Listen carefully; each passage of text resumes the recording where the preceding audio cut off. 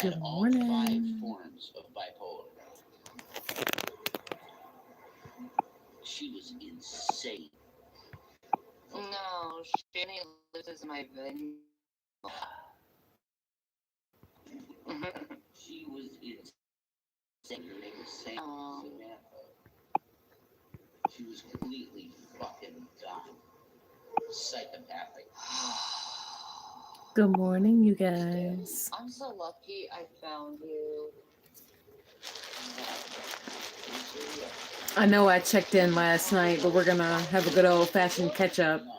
Today, I'm doing the pink cannonball drink, and you see I got my cold foam on it. It's delicious. It snowed overnight, you guys. I'm watching Shanny. I have Shanny playing. It's the stream where they got kicked out. Did I track his ass down? Hell yeah, I tracked his ass down.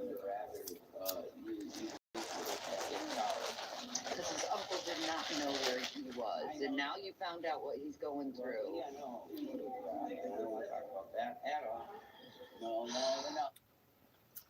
So they got kicked out of the CIC, the Crisis Intervention Center, which is not technically a shelter. It's just like pretty much like a resource center for people who be like going through it or whatever, right? But they got kicked out because apparently Rev was very intoxicated. Shanny may have been intoxicated as well. Hey Edna, good morning. How you doing?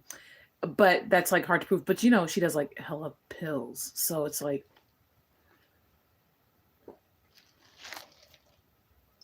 fucking weird. They got kicked out. They've been begging. And apparently there's something going on with Rev's uncle that they're not fully disclosing. Now, I'm really hoping that this man did not pass away from stress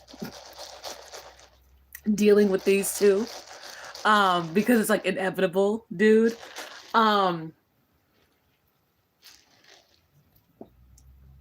But in all seriousness, I hope that things are okay. But what I think is weird is they got kicked out of the Crisis Intervention Center. Okay, what is a pink drink and how is this different? Good morning, maxed out girl. Girl, you didn't watch my stream from what was it, a couple days ago when I first tried the cannonball drink? So, okay, the cannonball drink is a refresher, straight up refresher, right? So the cannonball drink is strawberry, mango, and lemonade together with a little bit of dragon fruit on top. That's it. That's poured out with the ice, right? The pink drink is strawberry, coconut milk. They used to put tea in it. I'm not sure if they still put tea in it. I think they used to put like a little bit of green tea in it. I can't remember, but or white tea or something. I kind of forgot. But the pink drink is just really like strawberry based. I love strawberries. They're actually like my favorite fruit. So anything strawberry, I'm probably going to have. And so then they do the dried strawberries on there. Think of it as strawberries fresca. You know that drink? That's essentially what a pink drink is at Starbucks, with a little bit of other like modifications, right? So what Starbucks did, you say, those sound. Girl, you taking notes, girl.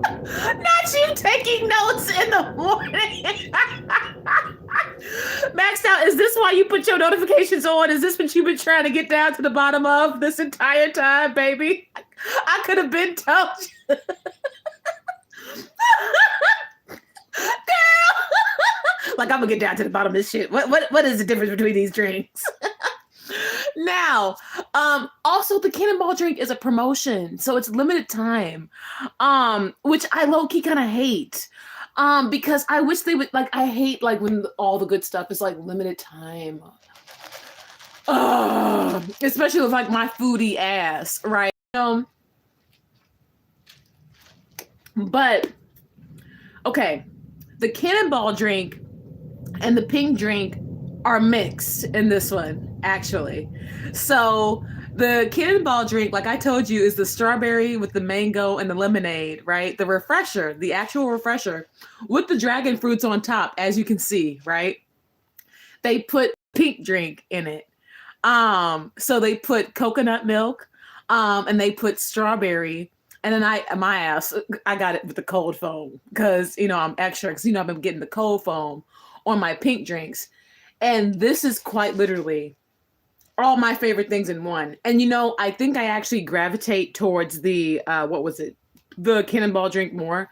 I like their mango refreshers, honestly. I really do. Because I used to drink the mango dragon fruit lemonade all the fucking time when I was pregnant. Like, it's so crazy. I don't know if you guys remember, but when I was pregnant with Puppy, I would come on and I would like talk to you guys like in my shorts or whatever, or my little TikToks back then that I was making. And I would tell you guys that for some reason, like my fucking pink drinks were nasty to me. I don't know what happened to my taste buds. I don't know. That was the weird, like I literally like was throwing up the pink drink. Like, and I threw up everything, but like, my pink drink is like my saving grace. Like, you know what I mean? Like my pink drink is like my, like, bitch, I've had days where like I've not felt that well. And the pink drink is like my saving grace. So it was so weird, right? But then I started like craving the mango refresher. Cause like, because you guys know that instead of the pink drink, I would do the dragon drink. And I still found myself liking the dragon drink, but it was something about the coconut milk at that time, which is actually, you know what? That's actually weird because Puppy will still do a little bit of coconut milk. He does his oat milk, but he will still do a little bit of coconut milk with Blit. And that's actually interesting. I don't know why I just now thought about that. Well, that's like so far off topic. What you saying, baby? See, I'm a boba girl. I'll have to try Starbucks one of these days. Oh, baby, you've never had Starbucks? Oh, girl. Yeah, definitely treat yourself. So you like your bubble tea. Where do you like to get your bubble teas from? I like bubble tea too. I like getting it from the mall. I like I either get the full blown like just like coconut vanilla, or I'll get the there's like a creamier one. It's like it just tastes like it honestly just kind of tastes like cream. I kind of forget the name of that one. And that one's okay. So, but yeah, treat yourself to Starbucks or whatever. But yeah, so yeah, I like the dragon drink a little bit, but then I still would get like nauseous. And usually the small Japanese restaurants here around Atlanta. Ooh, okay, you down there in Atlanta? Girl, how's the weather? It snowed overnight up here. I'm pissed off. I can't believe how cold it is. Overnight, 61 degrees to 27 degrees overnight. Pissed off. I have on my cozy robe. I got the heat turned up to 85. And we're going to try to figure out how to have a good day. I'm not doing anything today. The biggest thing I'm going to do today is just straighten up the house or whatever and just clean up Puppy's toys and stuff with Blit. But that's it. Here too, it's 22. Girl.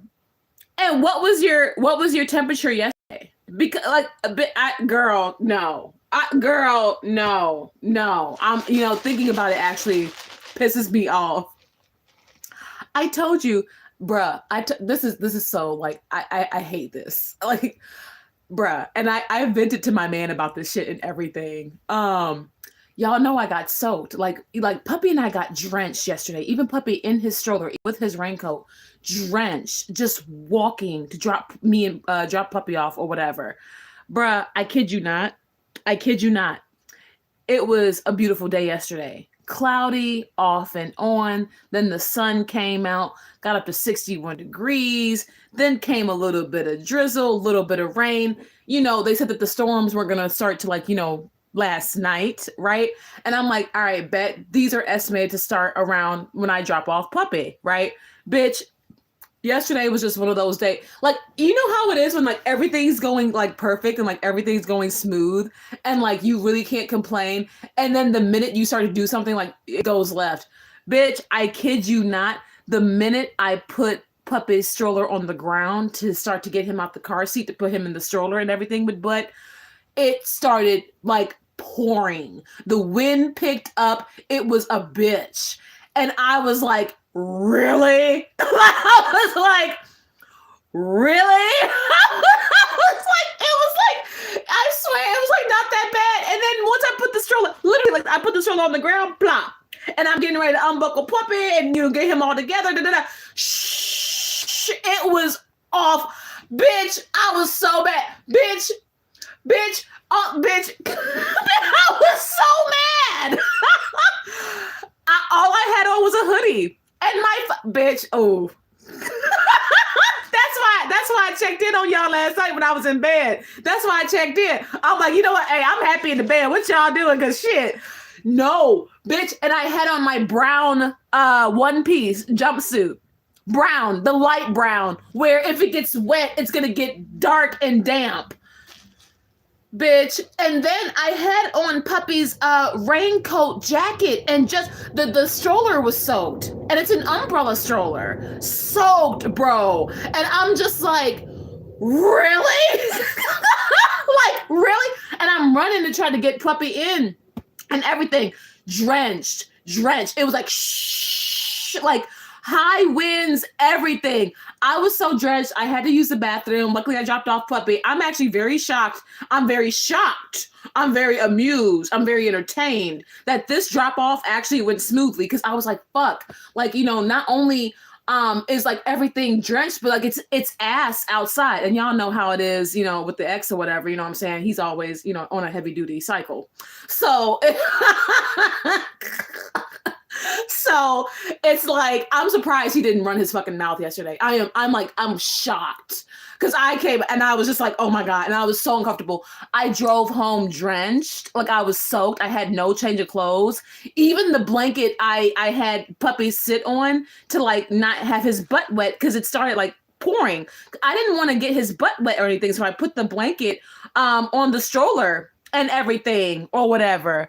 Say inappropriate ass weather. I know. Hey, good morning, baby. Hey, boo. Hey, I don't even know what I had the windows open. We got rain. Tornado. It's 46 here. Damn, girl. Baby, I know. And I was just about to tell them about how I called you yesterday. Well, no, you called me from work and everything. But like when I was on the phone with him and everything, I couldn't even be on the phone yesterday, mind you, because like you guys know how I'm normally like always on the phone or whatever at the exchanges and everything.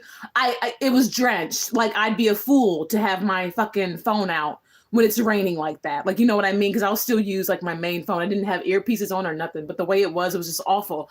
And I drove home soaked. I was drenched. Like, I was like, it was a bitch. And it was like, and then I fucking, because it got up to 61, I turned my heat off in the house. Because I'm thinking, because I've been so used to it, like trying to get like nicer and nicer over the days, right? I fucking turned my heat off. It ain't no need for the crib to be on 80 or whatever. And the crib, like the one thing I love about the house is like, if it's like 60 or 70 degrees, like outside, I can fucking not have on no air. I cannot have on no heat. And it's just neutral in here. And I love that shit.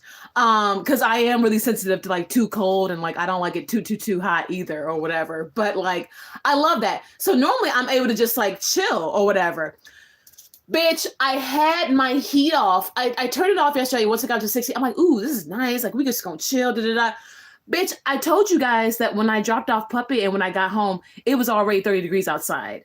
So when I got home, I'm drenched wet, like soaked. It's fucking chilly. And I immediately turn on the heat. I'm on the phone with my man. I'm like, oh my God, I'm so uncomfortable. I can't believe this shit. I felt so bad for Puppy. Or whatever. I should have used my other stroller, but I don't know if that would have helped because of the way that rain was coming down. And then puddles were already building and everything. I like it around 76 in the house. 76. On these cold ass days, I don't be playing. I turn the crib all the way up to 85. Because guess what? I don't give a fuck. Cause we went through the damn Okay, so in like late January, early February, we were going through like really intense, like blizzard warnings and negative degrees. Like it was going like -12, like fucking -9 in the morning, -12 at night. And 85, it like I don't give a fuck how hard that wind blow. I don't give a fuck how much it snow. I don't care how negative it get, bitch. Ain't nothing getting past 85. I ain't feeling nan draft. I ain't feeling shit in the crib. Okay, to me, it's like it's still summertime in the crib. That's why y'all see me dressed the way I dress. Dang, 85. LOL. I love you. I'm always cold because everyone seems to like it on 70. Yeah, I don't like that. Like I don't mind to like turn my heat up a bit. Like I like having my heat up. Ain't nothing getting past 85. I dare the bitch. I dare the weather. Okay, nothing. Because on those intense mornings and nights, I'm like, oh no, I ain't playing. I'm like, And it was very cozy up in here. Very, very cozy. And then like even stepping in from outside or whatever, you could literally feel and like damn near see the difference. Like y'all know how it is when you got the warm air going up against the cold air, making that like kind of smoky, like, that was condensation or whatever. I don't really know, but whatever. Y'all know what I'm talking about. But yeah, dude, no, hell no, I don't play. I'm not fucking playing. I put my crib, and the crib's on 85 right now, just to prove a point. Just to prove a point. Crib on 85. Especially when I woke up and I saw that it was snow on the ground, and I was like, what the fuck? I didn't expect this or whatever. Oh, God. Oh, I forget. You're in the Windy City, girl. Yes. And like, so on those cold ass days, we get so many warnings and stuff because we get the strong ass winds. Like we had a literal windstorm the other day. What day was that? Like a few days ago, we had a horrible windstorm and it was crazy. Like the wind was blowing down like stop signs and shit at corners or whatever. Wind is blowing shit all through people's yard or whatever. I fucking went to go dump garbage and the wind tried to smack my back door open and said, hold up, bitch. Hold up. I said, Luckily my door didn't come off the hinges or anything like that. But like the way it just smacked open, even opening the car door, you have to be careful because the wind's gonna try to like, smack it open. It's like, no, we're not doing that at all. At all. Yeah, but I don't play with this fucking weather. I was so mad. Dropping off puppy. I hate that we got soaked like that. I think what I'm gonna do, because I have a specific place where I park and everything or whatever.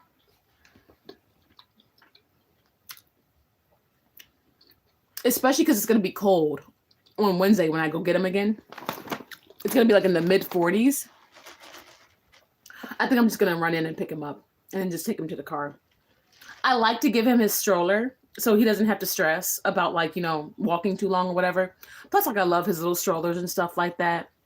Man, what I'm saying? Like give him a safe little stroller ride or whatever to the car or whatever. I've always loved that.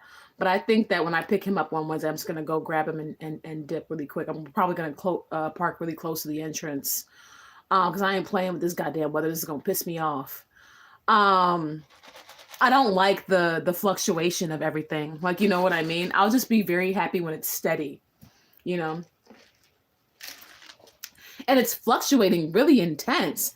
Like fucking, I come in yesterday, it dropped like literally 30 degrees. 61, I think even when I checked in with you all last night, what did I say it was? Like 37, 33 or some shit like that. Like 30 degrees in a day. And not even a full day. Like what, 6 hours? Bruh, no. I came in, I fucking drove home. I was soaked. I was on the phone with my man. And also, I love you, baby. If you still here watching and everything. And I'll see you later today, honey. I love you so much. And thank you for just everything that you do. Thank you for just being so amazing to me all the time. But I was like, y'all, so I don't know. If y'all can't tell, I'm a brat. I'm a fucking brat. But it's a good thing though, because like low key, it's like, oh, I don't have to struggle no more. That's great. Cause I was like on the phone with my man and I was like, baby, I can't believe this. And then he was like, because he was at work and everything talking to me. And he was like, oh, baby, I feel so bad for you. He's like, damn, you're drenched. Damn, the stroller got soaked. Damn. I was like, yeah. But his car, though, is a fucking soldier. His car pretty much said, fuck this rain, fuck this wind, as I knew it would, because that's just how his car is. So that's just on part of that. But I told him about driving home soaked and like just like how uncomfortable I was. And I was like, I can't stand being uncomfortable. Like this sucks. Like this just sucks. And I was like, oh my God, I'm probably sound like a spoiled brat right now. And he was like, no. He's like, I want you to be comfortable. He's like, I hate that you're dealing with this. But then it gave perspective too. Because it's like, to be honest, my biggest problems that day were like literally getting soaked in the rain. Like literally, like that's how I've been viewing life lately. Like, what is my biggest problem today? What is my biggest issue, even this week or whatever? Because I don't live like, I'm not constantly stressed. I'm not in a fucking constant state of fight or flight, and my nervous system isn't like all out my ass. Like, you know what I mean? I live a very chill life. But the thing is, I'm so comfortable to the point of being spoiled. And that's just my man. That's a reflection of my man, period. Because like, even with me and the way I set up my house, like, yes, I set up my house for comfort, but my man, he's able to provide that additional ease just by being him. And I really appreciate that. I was like so fucking annoyed. Like, and I turned the heat on. I cozied up. I started catching up on the Shanny and Rev bullshit so I could talk to you guys today. And here we are, girl. I think what I'm going to do too, would you guys be down for this? So y'all know how I be making my man like lunch or whatever sometimes. Would y'all want to see how I make one of his sandwiches later? Yesterday, I made him a turkey BLT on the grill or whatever. Everything was grilled, and toasted or whatever. And I made that for him to take to work. Would you guys want to see that? Since y'all want to, see my cooking and all that shit. As I eat my Starbucks, bitch. But yeah, girl. I'd be down. I might bring y'all with me to see me make that for him or whatever. I'm gonna put some stuff together for his lunch and everything. But yeah, bitch, I was like so like, what the fuck? And today I'm just gonna cozy kick it. You say I'm at the store, but if I can, I'll pop in.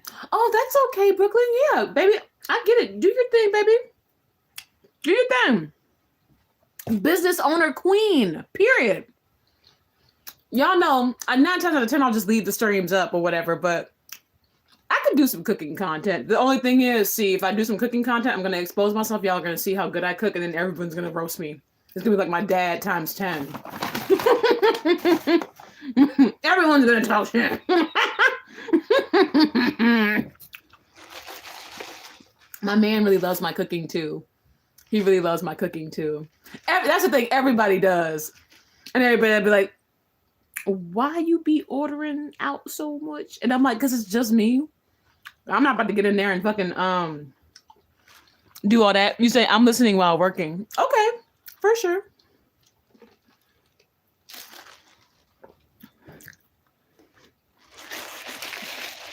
Yeah, I can show you guys how I make my sandwiches and stuff. I can do some cooking streams, especially now with my air fryer. Also, y'all, I'm in love with my air fryer. Y'all were right. I know I told y'all this a little bit last night. Yo, especially with puppy, like it's so cool having something that like I don't have to constantly check on and monitor, and like the food's ready like fast, and I'm not like all paranoid about like puppy being by the stove or the microwave or some shit or whatever, and all that, because if I'm in the kitchen, puppy obviously gonna want to be in the kitchen. And y'all know how his playpen has like the little door thing on it. Well, obviously I'll leave it open or whatever so he can run around and be butt like, because he likes to play all over the house, like, you know what I mean? And I let him. But obviously wherever I'm at, that's where he wants to be, you know what I mean? Next to me, next to the mama. But I feel bad because you know how it is if you have a hot stove eye or a stove, or even if you got something in the microwave, you keep your babies away from that, or you put them up in the playpen and zip it up or whatever and do all that. And it's actually pretty cool because like having the air fryer and having that be the only hot thing on the fucking counter, and all I gotta do is like pull it out and check it and shake it around and then either put it back in or it's like done and just leave it out. It is so damn convenient, you guys. It is like it's really a whole new way of life. And it's cool because like, you know, puppy, like if I'm in the kitchen, like whether I'm cleaning or doing dishes or even cooking or whatever, you know, he'll come in because like puppy like to grab my legs a lot. He's doing that thing where he likes to grab your leg and like look up at you and stuff a lot or whatever with butt. Or like, and you guys know the little game that he plays where he'll circle all around me and like grab my legs and then like circle around and like, you know, play or whatever. He's still doing that a lot and he still wants to be picked up all the time. So I don't like you know what I'm saying, shooing him away from the stove or the counter or whatever for too long. And that's why he fusses at me. If I put him in the playpen while I'm trying to take care of stuff, he will literally fuss at me, go, and I'm just like, honey, you know, I'm not an octopus, you know, but it's okay. But having the air fryer makes a huge fucking difference. Like just walking over there and then the shit's guaranteed ready within 10 minutes. Not no estimate, not no, oh my God. And shit doesn't stick to the grate either.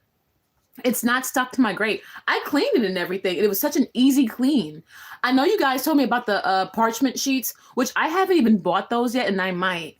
But as of right now, I don't even feel like I'm in an immediate need for those. I'm actually very, very, very content. And I even made, I even made cheese sticks. My ass, I went out and I went shopping and I stocked up for my air fryer because I'm about to fucking put all kinds of shit together, right? I even put in cheese sticks and they were perfect. Like, you guys know how even if you bake cheese sticks or whatever, the cheese, they'll burst and like the cheese will get all sticky on the pan and then it's like a whole bitch to clean. They were literally perfect. And it made my crib smell like a pizzeria, and I seasoned those a little bit. So I'm going to go like ham with the air fryer. I even bought a couple of mini pizzas just to see how they do. I bought a couple of DiGiorno's. Now my favorite is Home Run In, but I'm the type of person where I want to test something out before I get my favorite item up in here, because I'm not trying to like burn no damn good ass Home Run In pizza because I love Home Run In. Oh my God. But I'm gonna probably make one of my mini pizzas on the air fryer or whatever. And I don't know. I'm just like really curious. I was really, really, really happy. It was like so quick for you know what I'm saying, meal and snack time with Puppy. Made his tater tots perfect. Like made his tater tots perfect. Like even tater tots, especially like if you fry them in the grease or whatever, they stick to the pan and all that for a while. You know, like I just can't get over like the easy cleanup. Like, you know what I mean? Hi, Miss Callie. I'm so glad you found that cute Easter stuff. Oh my God, that adorable Easter basket for Puppet, the Peeps basket. I can't believe it either. Thank you for watching and thanks for catching up, babes. I've put mini pizzas in my Ninja Foodie. Ninja Foodie? That's the brand of your air fryer? Oh, also,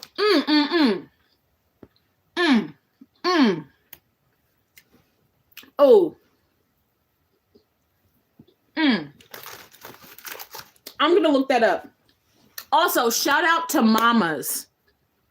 I don't know if she's here. I don't know if she's gonna like watch this or catch up or whatever. Shout out to Mamas. You guys.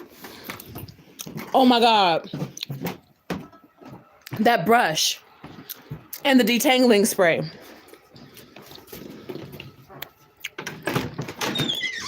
bitch. A godsend, I tell you that. Let me show y'all. Shout out to mamas, y'all. Thank you so much. Because, oh my God. You guys, this brush, and the Shea Kids detangling spray, a godsend. Because, you know, I've been gently washing as Puppy's fro has grown out or whatever. I've been gently washing it and trying to like detangle with my fingers or whatever.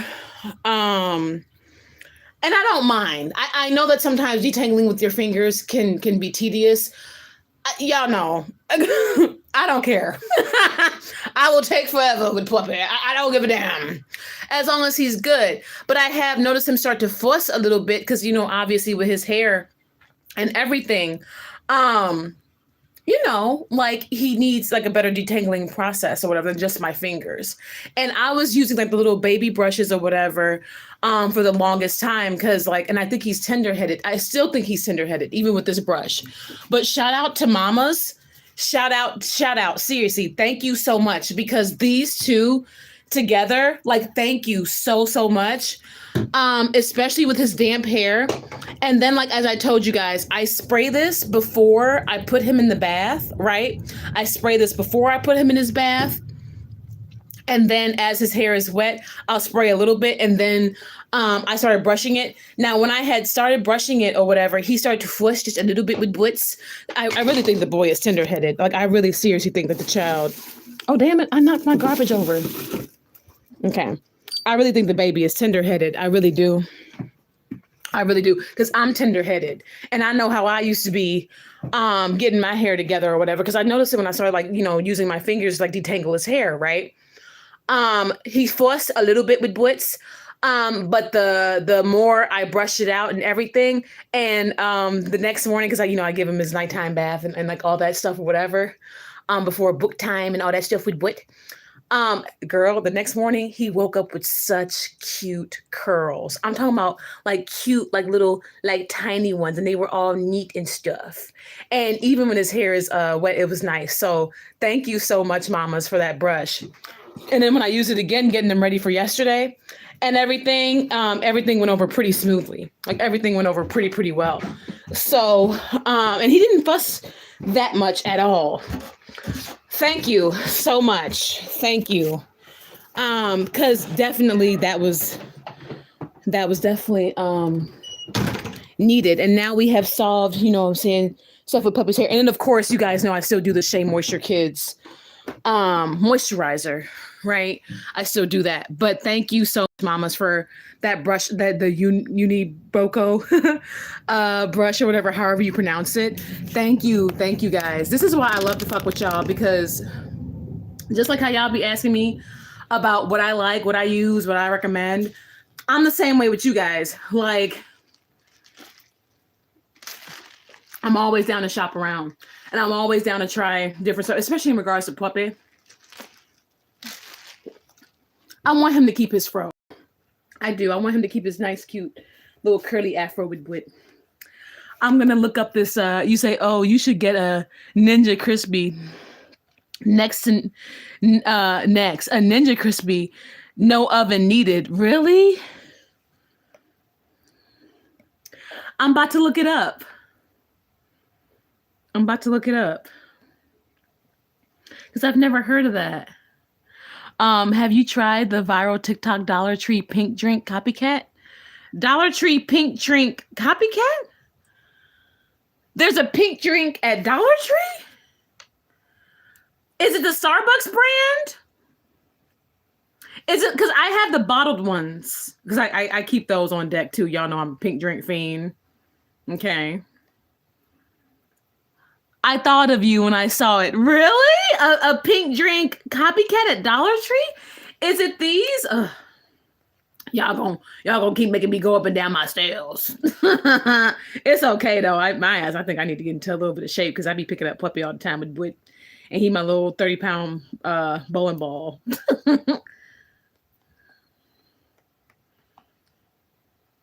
Ninja crispy. Oh, a deep fryer. Oh. Oh, it's a deep air fryer. Wow.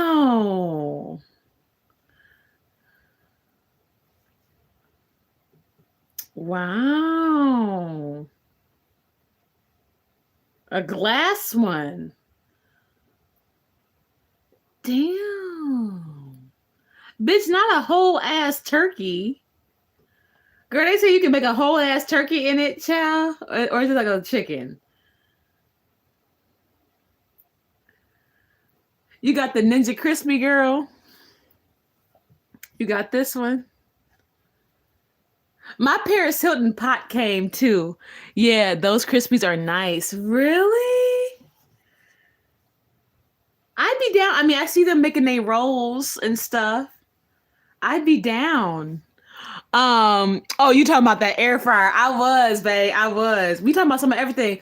Austin, supposedly there's like a Dollar Tree, and it's a Dollar Tree pink drink. Pink clouds. I'm about to go back downstairs.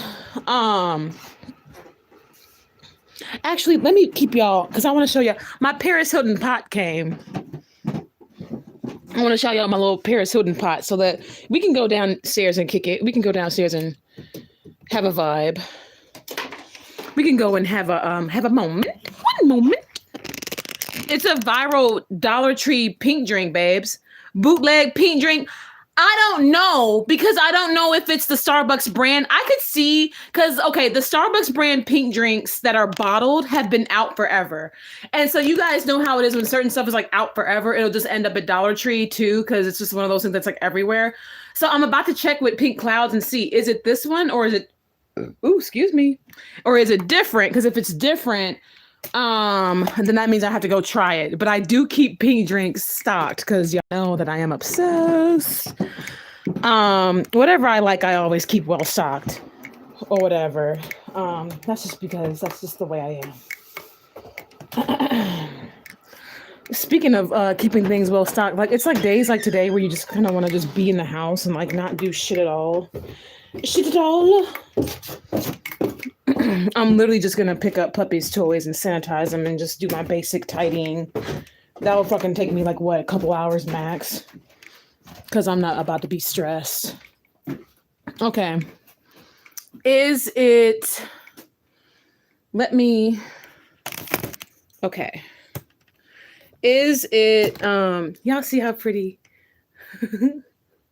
y'all see how pretty my home is? Ooh, that's pictures of family and babies. Wait. Wait.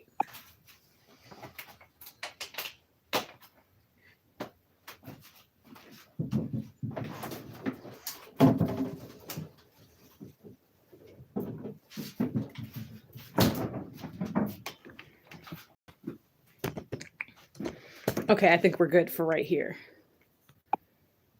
Is it like this? Is it like this, Pink Clouds? Is it just this one that's in the Dollar Tree? Yeah, this one is different. So it's a strawberry packet and white. It's just one strawberry packet, white cranberry juice, and coconut milk. Oh, really? So that's like, and now it's at Dollar Tree? You know, that recipe went viral. That recipe for the pink drink went viral when I was in Mass. What? So it's just, well, it comes like in a little pack. You basically making a Starbucks copycat for less. Really? So it's obviously even different than this or whatever too. Oh my God. But yeah.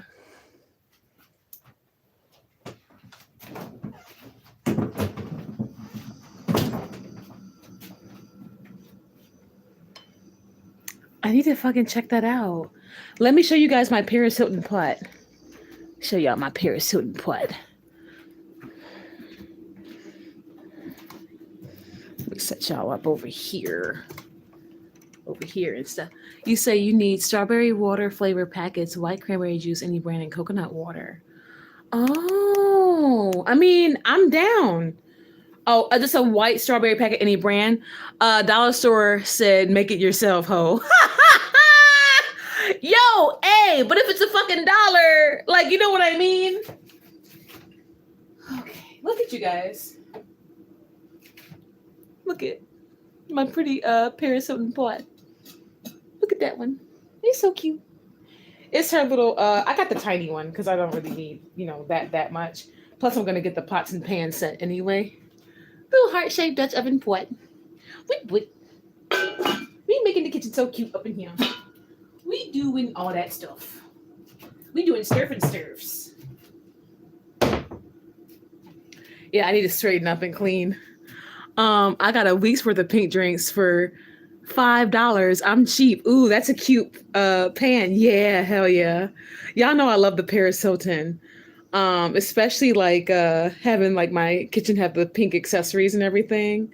I love it so damn much. I've been enjoying it. I have to clean. I have to like tidy up and stuff because my little butt like baby has toys everywhere with butt. But it makes me feel really good. And he's able to just run all up and through here and play and have all his things. He's like, Mommy, I just want to play. I just want to do stuff. I say, well, goodness, baby, I'll let you do all the stuff. But, yeah. I'll have to try the recipe then. I'll have to try just doing it with a packet and cranberry juice then.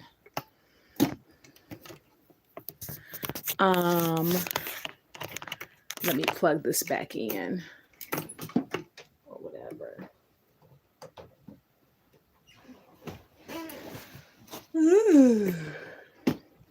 But yeah, Shanny and Rev got kicked out of the goddamn community crisis center or whatever. And but hey, it's like, where do you think they are right now? Because I think they're either back at the house or they're like with the uncle or something. TikTok got me hooked on Dollar Tree finds. Yo, there's nothing wrong with that. There's nothing wrong with that at all. Oh, Jesus!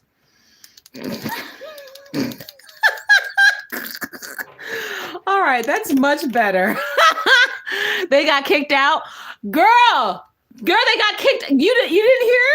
They got kicked out of the crisis center, which is, it's not quite legally a shelter or whatever. I mean, or like technically a shelter. I mean, I don't know.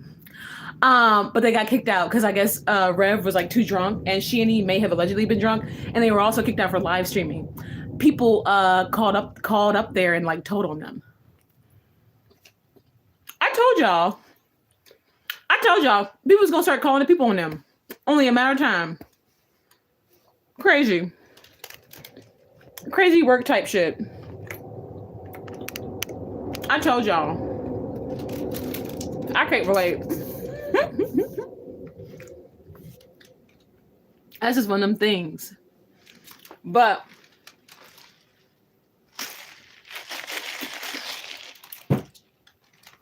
they were put out, then they started begging. OMG, how embarrassing. Then they started begging and getting mad. Shanny posted this on her community tab. I can't believe. I can't believe that we're in the homeless arc. Like, they've literally taken this shit to the streets. Like, I'm still like baffled.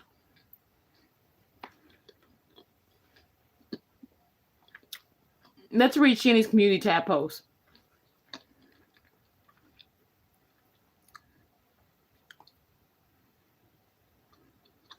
All right. And this was 2 days ago, and we haven't heard from them since. Sigh, back on the streets again. No sleep, no reprieve. I really wish we could get real help. If anything, a tent, 2 sleeping bags, and a way down south so we don't have to freeze. I'm beyond exhausted. Is there any humanity left? Anyways, if you like, we are at Lay Valley waiting room until the morning. Yo, I am like shook at the audacity. You say Shanny kept saying, where's the humanity? Give us money. Bro, I'm not only like shook at like the fucking audacity, but I'm just like, you know, it's also like the boldness, like even beyond the audacity, but like the boldness to like let it continue. Like, you know what I mean? I don't get it. I don't, but I haven't heard from them in 2 days. So what do you think? Do you think that they are like fucked off? They were talking about hopping some train or bus to New York. They are over there in Pennsylvania. Okay. Like, what do you guys think? Oh, thank you guys for 8 likes already. Damn, y'all are getting the morning started. Thank you guys so much. Shanny and Rev are shameless. Do you guys think that they're at the house already? Because if the repairs and stuff were to be up, it would be around about that time. They could also be at the uncle, but the fact that they're saying, oh, well, if you're a small content creator, use this sound to gain at least 100 new subscribers. Okay. Rev hasn't said much. He said that he got really bad news or whatever from the uncle and like all this shit or whatever. I don't know. What do you guys think? Something tells me I honestly am more of the mindset of I think they're going to end up back at the house. And you know what else people were saying too? You want to know what else people were saying? People were saying, oh my God, oh, 10 likes already. Oh, y'all are sweet.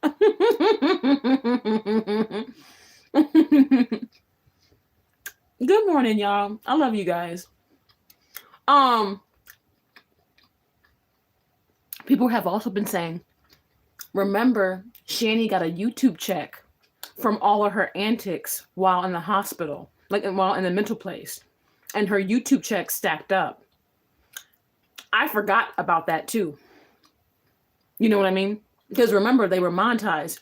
Because Austin, you had told me that she had kept her monetization for the longest. Like, even the other girls were getting demonetized. Shanny fucked around and got actually demonetized last, but she was collecting cash apps like a motherfucker. So Shanny still has money from that. And people were saying that Shanny still has like her food stamps. Because Shanny was talking about how she has like her food stamps, like she has her EBT or whatever the fuck or whatever. I think they're lying like always. I think so too. Hey girl, hey.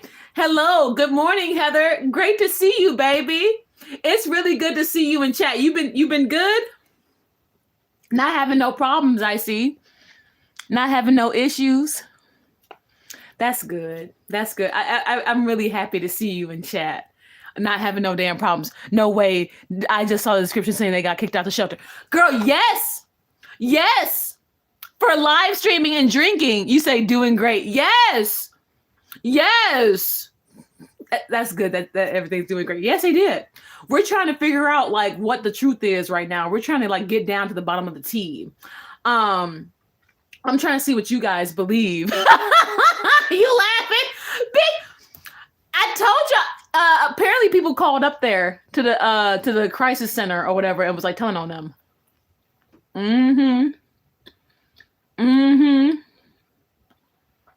Bitch.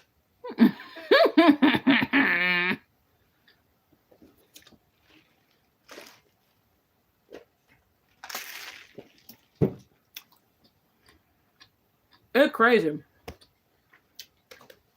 It's crazy as hell. But I'm gonna be real with you though. They haven't posted in the last couple of days. They were put out. And all of this bullshit, right? They haven't posted in the last couple of days. I fucking think they are either back at the house or setting something up with the uncle. They post every day. And the weekend just passed too. It's like Crackheads Anonymous Live. Bitch! I told y'all. I couldn't believe this. I told y'all they are literally about to be like it's like you know how it is when like you see like crackheads or whatever fighting and arguing on the street, like whether you're downtown or whatever it is, and you pass them and you're just like, okay, you just try to get your space. It's like both of them at once or whatever. God, not get. I'm about to block this person. I mean, for real. So they are back together now? Yeah, they're claiming that they're back together. Hello, Audrey. I mean, for real. I hope that this is not a flirtatious ass bot telling me to like take my clothes off or something dumb. I'm so tired. Sorry, I didn't mean to say that. Okay. I really hope you're not a bot. My ass, I have bot trauma. I have flirtatious bot trauma. No, I didn't mean to say get. I have flirtatious. I'm sorry. I'm so used to them goddamn flirtatious ass bots talking about Audrey's phone is beezing apparently. I promise I'm not a robot. Okay. All right. Well then, hey Audrey, baby, good to see you. Good Lord, I missed a couple days. They are up to all this mess already. Bitch, I told y'all it was so crazy because when I came home, that's from dropping off puppy and everything yesterday. Austin show boobs. I have bot trauma. I do. I be on go, and y'all know I don't have no goddamn patience. So my ass be like, fuck this shit. I'm about to block. Austin, block them. Block them. But I'm sorry. I don't mean to treat any of you guys hostile. If y'all chilling with me and y'all just trying to vibe with me, that's a vibe. But yeah, when I dropped off puppy and everything yesterday or whatever, I started catching up, and then I found out that they got kicked out the goddamn shelter or whatever, the crisis intervention center, which is like a little bit different, but whatever, they got kicked out. And I was like, I knew shit was gonna go down because there's like with Shanny and Rev, I learned with the quickness that if I'm just off living my life, I miss like a whole saga worth of bullshit. Like how it did over Christmas. I was just busy with puppy and family and just, you know, having fun or whatever. And I'm not, these motherfuckers got their crib condemned. I'm like, wait, what? Wait, what? Actually, what? But yeah. But yeah, I don't know where they're at or whatever. I think that they're back at the house. I really do. Or they're just moteling it and they're not like telling people. You know what I mean? They're not trying to show that they actually do have shelter. Because if they was on the streets, they would just stream it like how they have been. I mean, they have no shame. They were streaming at like a fucking bus station. You know what I'm saying? After being kicked out and shit. Now, they did think that they were down to take a bus or a train to NYC. Do y'all think that they're taking the show even further on the road? Do y'all think that they're going to go to New York? They are stupid as hell. Don't forget, I used to live in that area. And the crisis center has so many more rules than the other shelters. Oh, really? Well, you know, Jason was drunk. Because remember, he had his Parrot Bay or whatever, and he was drinking it straight. And you know how crazy he is. And then he was going up in there, like, you know what I'm saying, talking to everybody or whatever, probably talking shit. What are some of the rules? Because they got put out for live streaming, which I could definitely see that because one, a lot of public places won't let you stream. I mean, fuck, even a lot of stores won't let you record with your phone, even if you're just trying to look at merchandise or whatever. And you got to respect that. Like, you know what I mean? Even me, when I've done real life vlogs, I've always been very careful. Or I just get like little footage in the moment and I just like will piece it together when I'm home. You know what I mean? I don't really do all the walking and talking too crazy because I'm not trying to one, I don't be trying to dox because even if it's a store or whatever, I don't want to be doxing like my locations and stuff. But two, especially if I'm like out with puppy, I don't want to draw too much attention to myself. I'm already like, you know what I'm saying, a woman with a baby. That's too much attention as it is. Like, you know what I mean? That's rule number 1, no alcohol or drugs. And you know people are going to be able to tell if they're drunk. Yes, no live streaming because there are DV victims there. You need to be putting people on blast. Dude, can you imagine them just exploiting people and shit for like their money and like all this bullshit? Can you guys imagine that?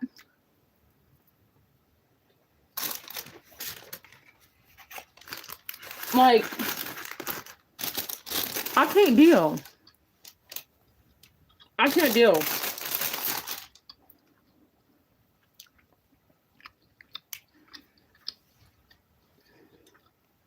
I think that Shanny and Rev have way more money than what they allude to.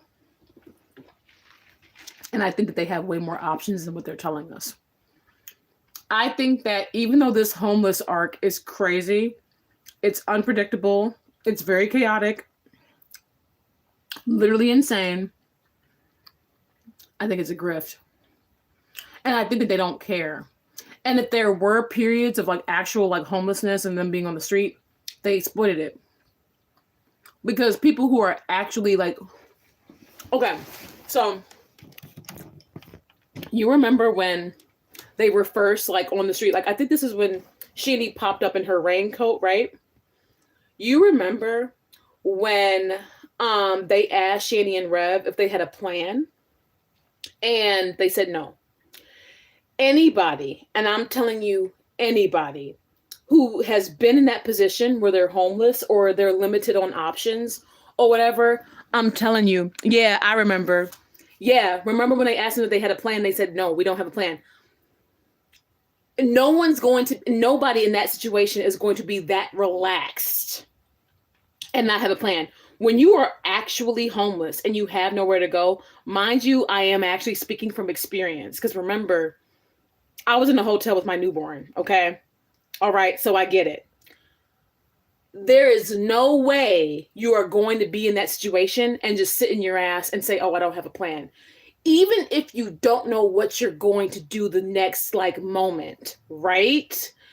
You're going to be busting your ass. Like when I was in the hotel with baby, like I was on the phone every single day. I was on the phone with Kids Above All every single day. I was, keeping in touch with family and friends every single fucking day. I was trying to figure out like what my next steps were going to be between here and at the time, that ex-friend's house or whatever. And mind you, I was also like going through the whole criminal charges thing with my ex. So I was hearing from them motherfuckers almost every other day and trying to like proceed with that case. And it was a lot. But I promise you, if you are in that position for real, you're not going to stay still. You're not going to be comfortable enough to stay still. Especially, we all know how Shanny was with her kids and all that bullshit. So I'm not saying, whatever. But even with Rev and vice versa, they're two people in that situation together. You are not going to want to be comfortable enough. And I'm sorry, exploiting it for e-begging and grifting is wild, crazy fucking work. Like, you know what I mean? The biggest problem in that area is there are so many homeless. There are so many homeless people. The shelters get filled up so quick. Okay, back in the day, I would wait in line for hours and then get denied because there was no more room. Really? Well, because the shelters get filled up so quickly, and see, now they've gone quiet for the last couple of days. I do not fucking believe that they, I think they're back at the house. Because I was getting ready to say, like, well, maybe they got on a bus to New York. I doubt it seriously. Facts. I'd be panicking 24/7. I'd never be that chill. Right. And it's like, Shanny cared more. Like, and think about what people care about too. Even if you like don't want a handout or whatever, you'd be trying to figure out something to make something work. You would be trying to pull and pool your resources. Like, you know what I mean? You would be trying to figure it out frantically. Like, you would not be at ease. Shanny, when she came on and she was like talking about all this, She just wanted us to see what a big bad bitch she was. Why her priority was talking about how she stood up to a pimp. And she's like, you can't deal with no big bitch like me. You out here just left the mental facility, right? You just yeeted your stability, right? For the streets, right? Allegedly. And your one of your first goals is to 1, e-bag, 2, link up with Jason and his chaos and his mess, and 3, try to prove a point to the internet about what a big bad bitch you are? Are you kidding me?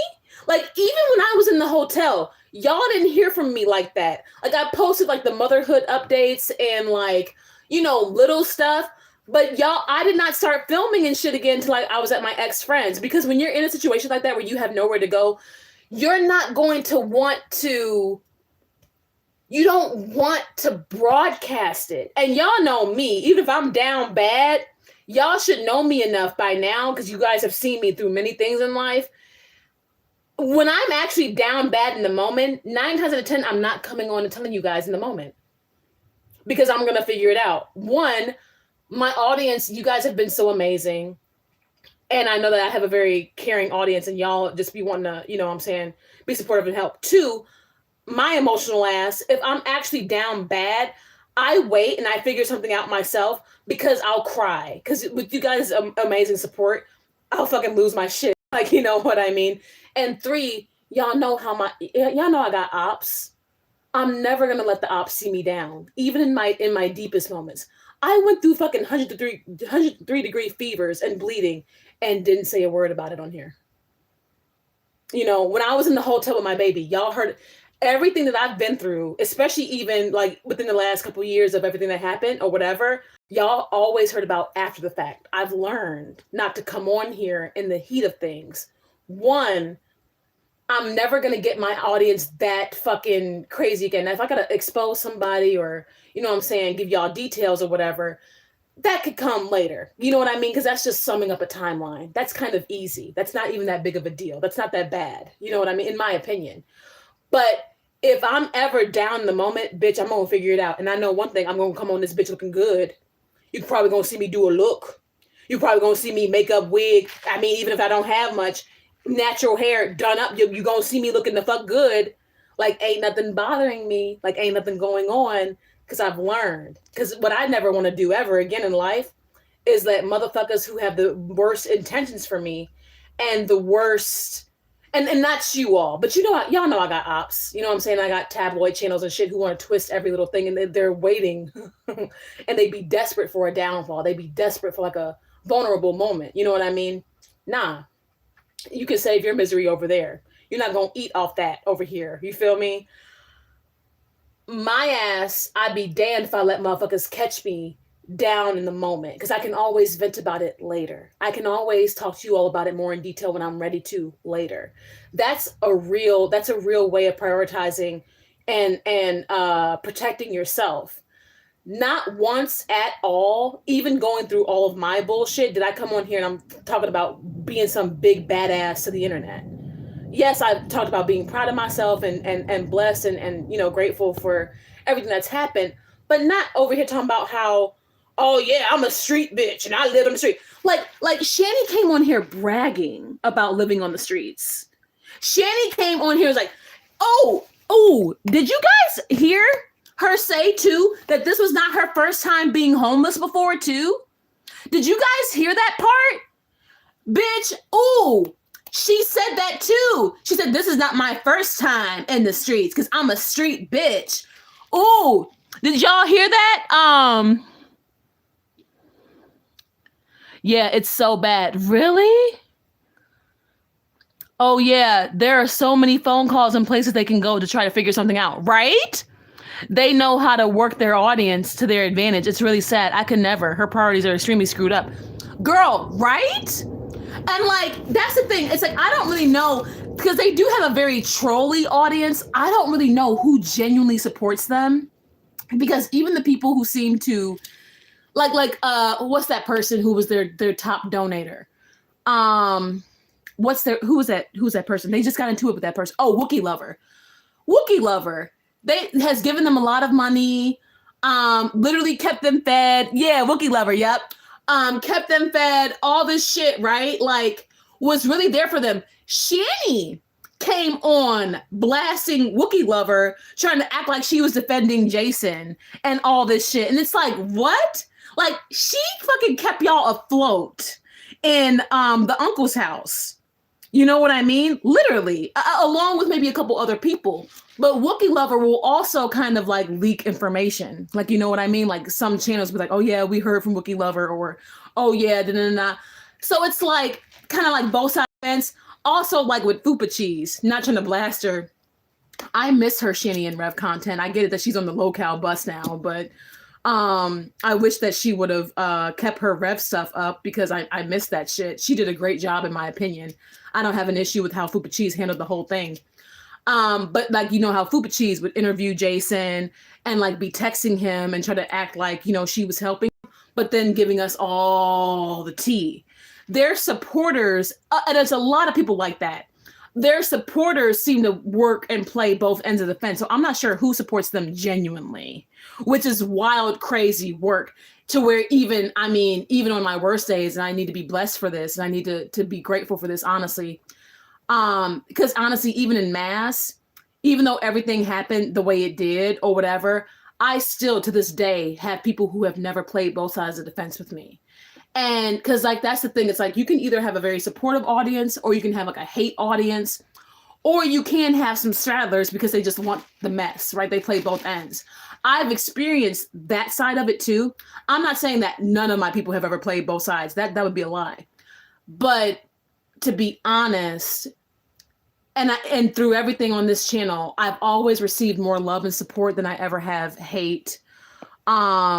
Genuinely, like to be honest, like when it comes to you guys, I've always have had it's just consistent, like and regardless of what happens or whatever, like you guys have always just been there. You know what I mean? Wookiee lover has been around for years. I remember from the Monty streams. Yes, years. I just watch Are You Serious? Because she keeps it chill and makes me laugh while watching. Yes, they mostly have buddy trolls. Very few actual supporters. So are the buddy trolls like, so would you consider Wookiee a buddy troll? And what's a buddy troll? They just act like they're friends or whatever all the time? And like, are the buddy trolls the ones who play both sides of the fence? That's what that called? I never heard of that, but I have heard BGTV say that statement before. Shanny gets a lot of buddy trolls in her chat. Austin's ass had got over there and trolled fucking Shanny. I caught him in one of the replays and shit or whatever. Austin is literally like clipped saying, "Hey, queen of girl world." Austin. Hey, queen of girl world, how's it going? Buddy troll is like pretending to be a friend, but not really. A buddy troll is someone who tries to get close and play both sides. They don't usually donate much. Oh. I would get a lot of buddy trolls in my Discord, so that's what that is. That's why I don't do Discord anymore. Discord is like a cesspool for that kind of bullshit. Discord, it like every time I've dealt with that both sides of the fence, like backstabbing bullshit, it's been through Discord, literally almost, if not directly through Discord. You know what I mean? It's always been through Discord. Yeah, there's just the sort of pot and that's it. They have a lot of buddy trolls. Doesn't Rev have a Discord too? Doesn't Rev have a Discord? Like the people who go in both Shanny and Rev's chat at the same time. And like they're friendly, but they're trying to start mess. Oh. Oh. Like my favorite fucking clip. Like one of my favorite clips from the bullshit. When when Rev had gotten his Taco Bell delivered and he just went upstairs and like fucked off trying to eat it and mind his business in the fucking corner upstairs. And one of the fucking, I guess one of the buddy trolls, right, came into Shanny's chat and said, "Girl, he's trying to start some shit with you again. I can't believe this." And Shanny, y'all remember that? Y'all remember that shit? And Shanny, dead ass, she read that comment and she dead ass yelled upstairs to Jason and she was like, you trying to start some shit with me? Because I'm tired. And he was like, what? She's like, you trying to start some shit?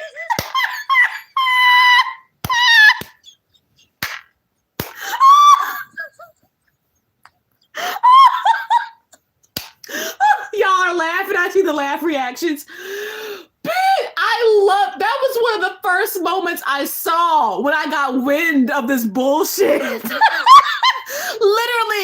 And she was on camera. She was on camera showing her face. The man had...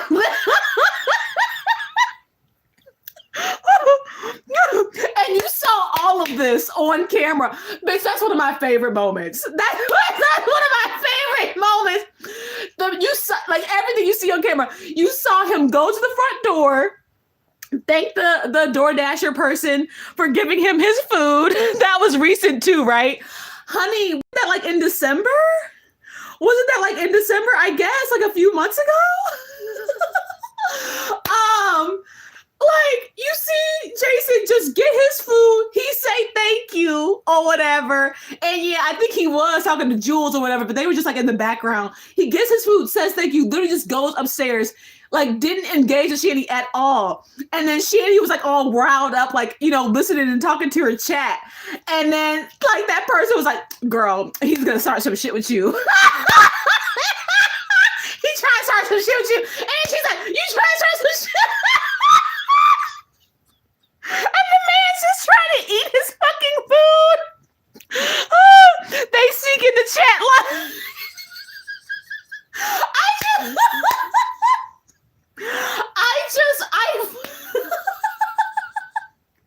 And another one of my favorite clips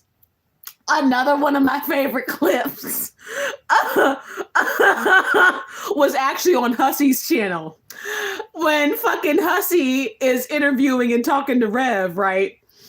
And Rev is upstairs talking to Hussey, and this is like when they were all sleep deprived, right? Like, they had been up for days arguing, and Hussey was checking in, trying to see what the fuck was going on, right?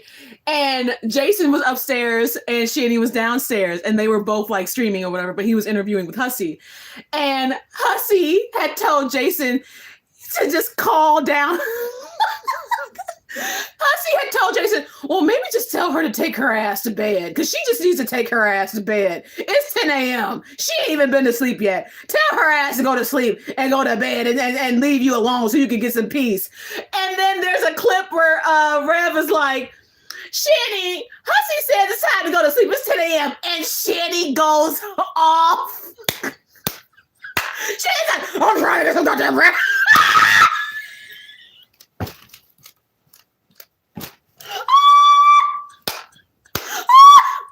And you hear her from downstairs. You literally hear you literally hear her ass. He opened that door and it was almost like she was in the room. She's like, can you, I'm trying to get some goddamn rest and I'll go to sleep when I'm ready. And you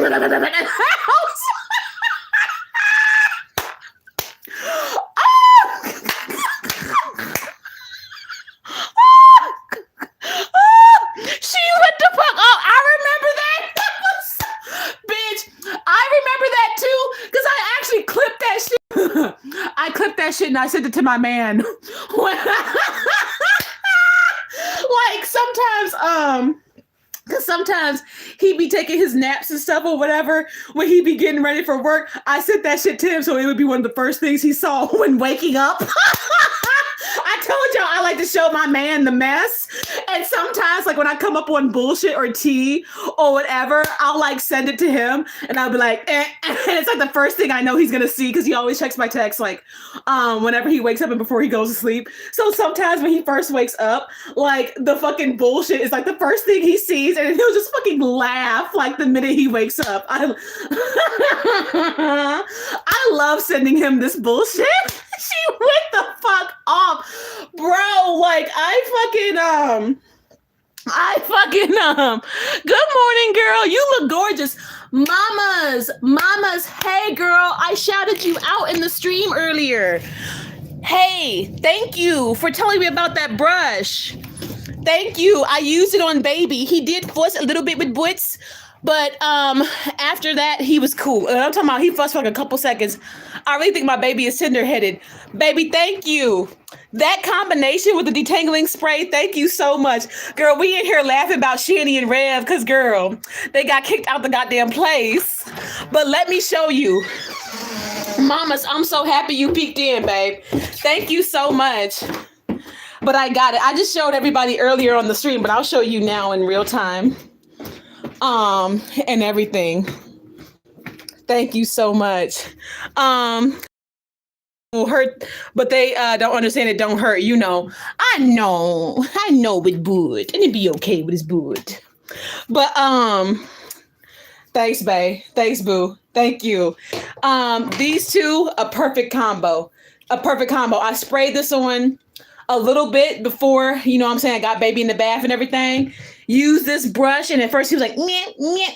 But then got smoother and he was cool. And then when I got him ready to go back and everything yesterday, he was perfectly fine. So thank you so much. And it's a lot quicker and easier than y'all know, because I was still detangling baby's hair with my fingers. Because, you know, I gotta be gentle with the boots. That's my baby. He's still my baby with a boot. That's just my baby with a boot. But I know. But yeah, he was ready for that brush. So thank you so much. And when he woke up the next morning, he had cute little, neat little tiny curls. Like his curls were so cute, tiny, and neat. It was like so nice.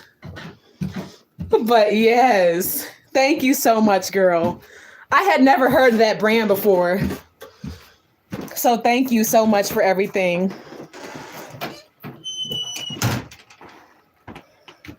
Thank you so much. So yeah, I love it when you guys put me on to stuff. Somebody had told me about a deep air fryer, like the the Magic Foodie. What was it called? The Magic Crispy. What was that? Damn, I forgot just that fast. The Ninja Crispy. Okay, the Ninja Crispy.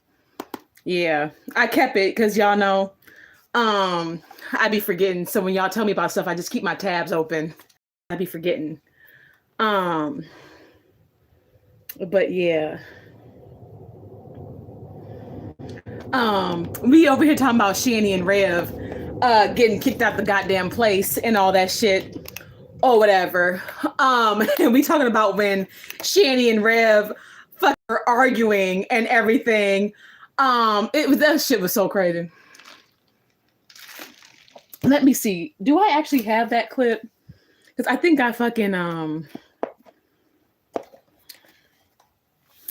let me see if I had that clip, because I think some of these clips I might have saved.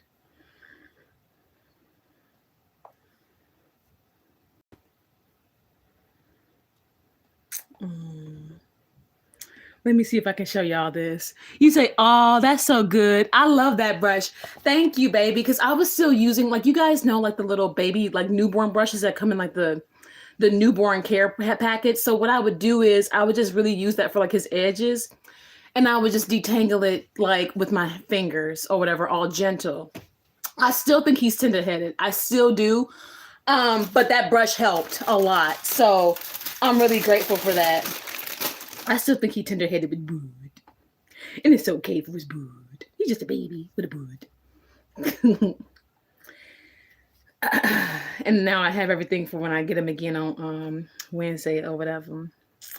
Oh, bitch, y'all are in y'all are in luck. Let me see.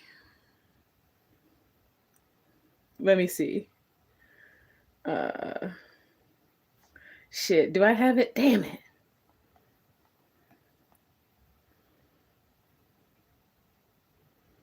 Damn it.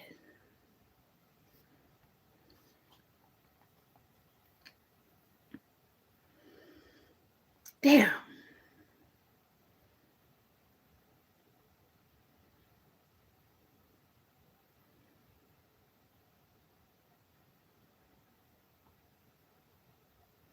Shit, I actually don't fucking have it. I thought I saved it to this iPad.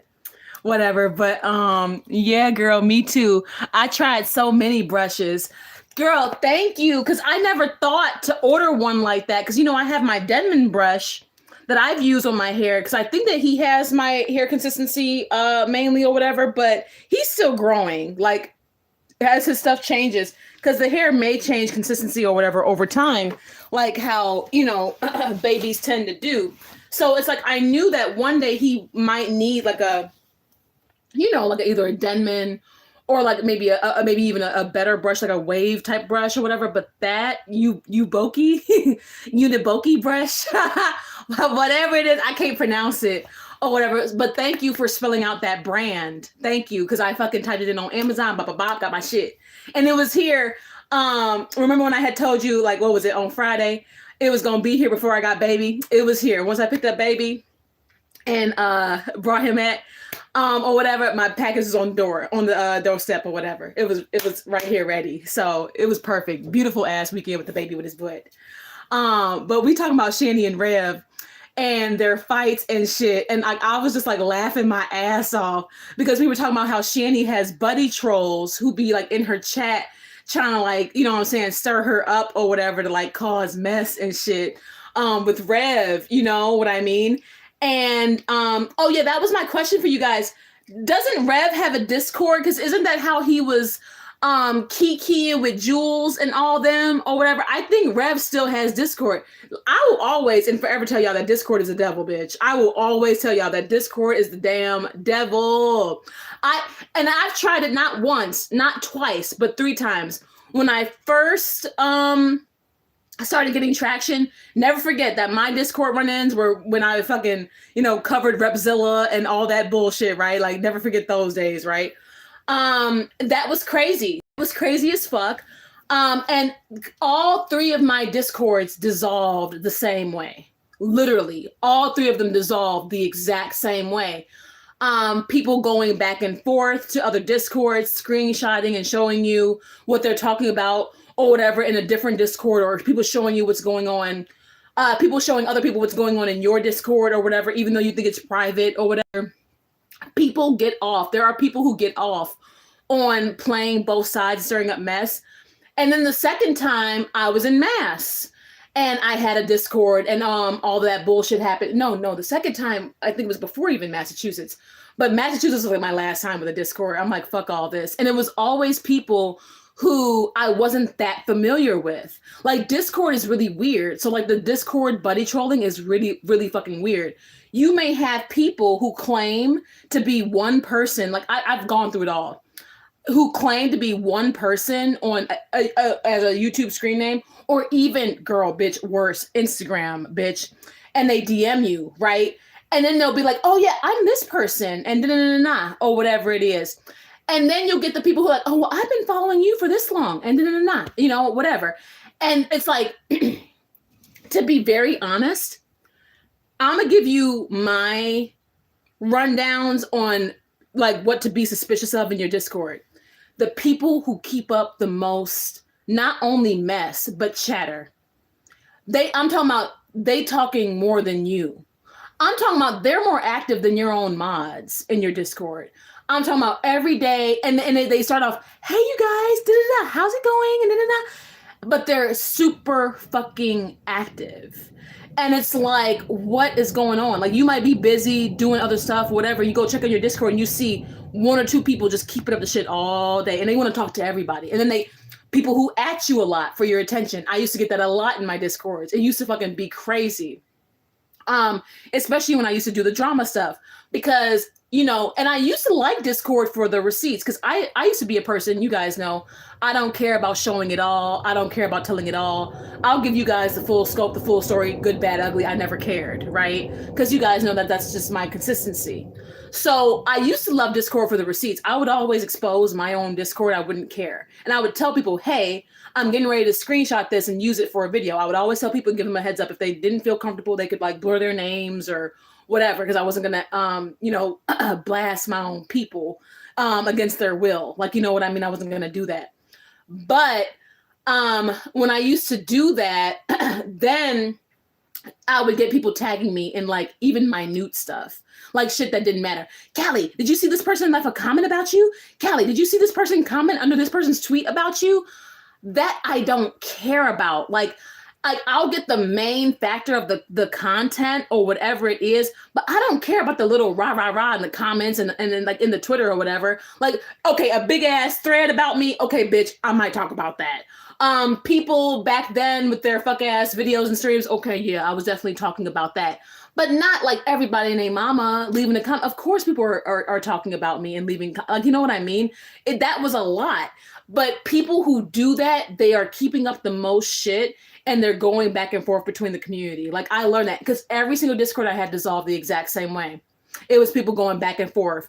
And then I had people, ooh, bitch, I can talk about this now. I can talk about this now. Ooh, bitch, get your teacup. I can finally talk about this now. I can finally talk about this now and open because the bitch is gone. And she has vanished and never to be seen or heard from again.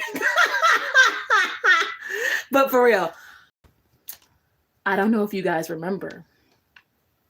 I used to have a bitch in my Discord, and this was crazy, right? So back when I was in Mass, I had like, I had, the girl that I was friends with or whatever at the time or whatever, and I had my other girls, and I would be checking in there like all the fucking time, right? Like y'all laughing. Never to be seen or heard. Bitch, this shit is just obnoxious. Never to be seen or heard from again, bitch. I'm sorry. I see all my memes, they connect. It's all relevant here.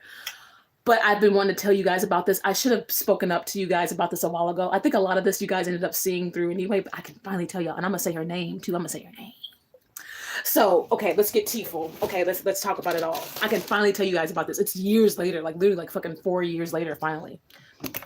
So there was this bitch in my Discord, and she used to be heavily active on my Twitter, in my Discord, and in my comment section. Brooklyn, bitch, you might remember this girl named Allie. She used to go by the name Chronically Allie, right? Ooh, bitch, wait till I give you the tea on this bitch. Ooh. She used to go by the name Chronically Allie. And I will never forget Allie because of the magnitude of this bullshit. So she, during the Mass campaign, especially when it first started, I remember the name. She was a member. She was a member, girl. And she was always, girl, Brooklyn, do you know? See, my real ones know. Oh, bitch, wait till I tell you. You probably saw some of this even though you don't have Twitter. Oh, no. Allie had piped up. Yeah, she was. Oh, Heather, remember? See, girl, get the tea. Or whatever you drink in the morning, child. Get it. No, I'm about to blow your fucking minds. I'm about to blow your minds.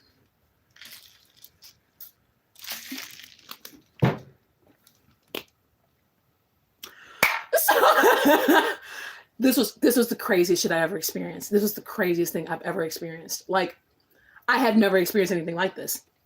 She was Chronically Allie. And at first I thought of her as harmless. Like, you know what I mean? Because of course, like, I'm not going to fucking, blast a chronically ill person. You know what I mean? And I never even really knew her ailments. Ooh, bitch, this is good. Okay, when the Mass campaign first started, I'm talking about when it first happened, like right around that time when Shane pinned that video of me cursing him and his aunt out, around that time when he pinned that video of me, right? I remember Allie, and she commented under that post, and then she also tagged my Twitter name. I'm not gonna stand for this. What y'all are doing to Life of a Free Spirit is wrong. And I see through this shit. And she was so convincing. And of course, those of you guys who saw through it, whether you were honest or not, I just appreciate y'all rocking with me. She got really close to me very fast. She did. She was like always on Twitter. Then she was like always in my comments or whatever. Then I let her in my Discord. And remember, I don't like to mention this girl too much because I really whatever, but back when I was friends with, Alex or whatever, because Alex was like my ace boon coon, right? And or whatever, I would leave Alex in charge to like look shit over and handle shit or whatever. And at that time, during this time period, Alex was even fooled by her, which is fucking crazy because I you know, I felt like Alex had good discernment. Or whatever, which is, I get it. I mean, you know what I mean? But I would always have her kind of be like overseer because you know, when I'm busy and shit, I kind of needed somebody to be my eyes. So fucking Allie not only was like up my ass trying to get close with me, but when she noticed that I would take too long to reply, like literally, I used to have a screenshot DM on Twitter, with Chronically Allie saying, "Oh, I contacted you on Twitter. I was DMing you, but you know, I get it if you're busy, girl. So I just talked to Alex instead, and I've been DMing with Alex." And I'm like, okay, cool, like that's cool. But then in the Discord, Allie was a person who was super active, who would tag not only me, but Alex and fucking keep a lot of chatter going and then go to Twitter. And then she seemed like a fucking like literal keyboard warrior. Anytime I was in any remote drama or whatever, she was just going off. Y'all are doing Kelly wrong. No. Bitch, and it got deeper than that. I always saw her in your comments. Bitch, it got deeper than that. So, you know, in Discord, you can do the voice chats, you can do the video chats and all that. Things had already started to go too far, but whenever I would, you know, video chat with my girls in Discord or whenever I would voice chat in Discord, Allie would be one of the main people who would never show her face. You know what I mean? Like never, ever show her face, which I understood, you know, whatever, but I would only see a few select pictures. And then the only types of pictures she would post. Oh, yes, girl. Yes, Edna. Yes. Red flag. Yes, girl. Stop. Girl. Red light. She would always post. Now, she would post pictures, even though she never showed her face or whatever. But the only time she would post pictures, and these pictures would be very consistent even on her Twitter or whatever, it was always her in and out of the hospital with some new diagnosis or some new thing going on. She posted photos of herself in a cast. She posted herself with one of those, but I never saw her though. I only saw like body parts or whatever, or like, you know what I mean? Like her linked up to a cast or what are those bags to drain your fluid out or whatever, those and all that stuff. Oh, I'm going through this. Da-da-da. And then she would always say, I'm in the hospital right now, but I still got my girls back. I'm in the hospital right now, but I'm still here for Callie. And like, because I've had people who've been sick before or whatever, I'm like, hey, if you're not feeling well, don't worry about it. And not. Also, too, when the crisis stream happened, and my entire community donated to me, Allie donated to me, and she donated to me a very generous amount that I was almost like uncomfortable accepting. I told her, I'm like, hey, you know, I appreciate you. I'll never forget, because I called her, and then she ended up giving me her number too, which, ooh, bitch, this is... I should have kept way better receipts on Allie, because like what's to come is actually insane and like crazy, like sinister type shit, actually, if you think about it.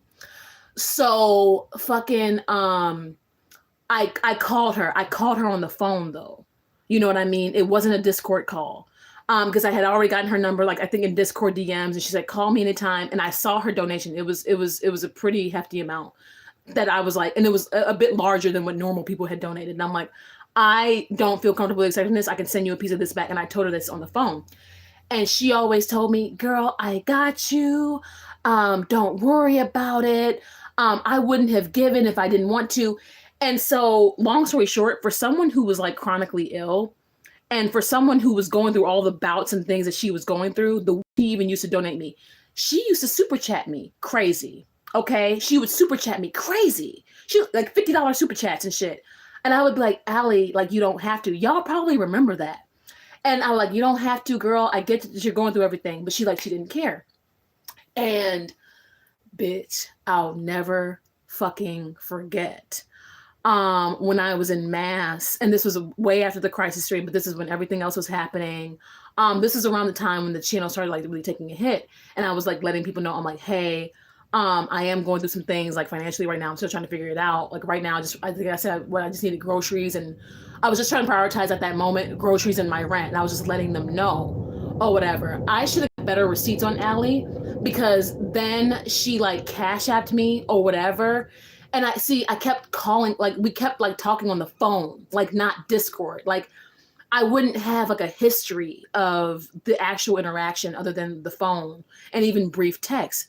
And Alex would text her too, okay? And she would give like Alex money and shit or whatever. Like, oh, here, Alex, da, da, da. She was like throwing money at everybody. Okay. Whenever it was during the campaign, when it got out from my Discord that the conversation about like cereal and rent or whatever got out, whenever that time period was that got out, Allie was behind that, and it took me months to figure it out. And by the time that got out, it was too late, because by the time that got out, my Discord was already fully leaked all over Twitter, all over everything. And essentially like it came from different accounts. But then the whole fucking like Jeffrey Dahmer thing happened. Like you guys know like how Evan Peters was in Dahmer, and y'all know I love Evan Peters. I kid you not. That's when Allie and Meditating Cat. You guys remember Meditating Cat? OMG, people be crazy. No. It's gonna get worse. It's gonna get worse. It's going to get psychotically worse, actually. Allie and Meditating Cat, the when the whole Dahmer thing, like you guys remember I was like making my Evan Peters memes or whatever, because I was stoked that he got that role. Like fucking Evan Peters is the shit. I love him. And like obviously, okay, no, I don't love Dahmer, but I obviously love Evan Peters the actor. They took that, twisted it, and was like, she supports Dahmer, she's da da da. And I'll never fucking forget. Who the fuck was it? Because remember when the campaign got racist? Allie said something on Twitter like, Callie's the real racist. And I was like, what? Because they were trying to make it sound like I supported literal Jeffrey Dahmer. And I'm like, no, bitch. Like, I love Evan Peters. That's like, duh. So they created a whole thing. This is why we no longer support her. This is why. Girl, it got crazy. So not only was my Discord already leaked, and this was also back when my member streams were being leaked. Like everything was happening at once. And everything was happening at once en masse. It was all at once. Because by the time that first screenshot had got out, it was already too late. And plus, you all know, every single channel that covered me back then covered it. That shit was all over 10 channels. People were like, Callie has a Discord crisis or whatever in the fuck. It was crazy shit. But that one screenshot, once that was out, because I was trying to like, you know what I'm saying? When I tried to like mitigate it, it was already too late. It was already too fucking late. Everything was getting leaked. My member streams, all of that. It was bad. Remember, I canceled my memberships, right? For a while there, right? Meditating Cat and Allie then went on like this Twitter campaign. She's the real racist. She supports Dahmer. I can't believe.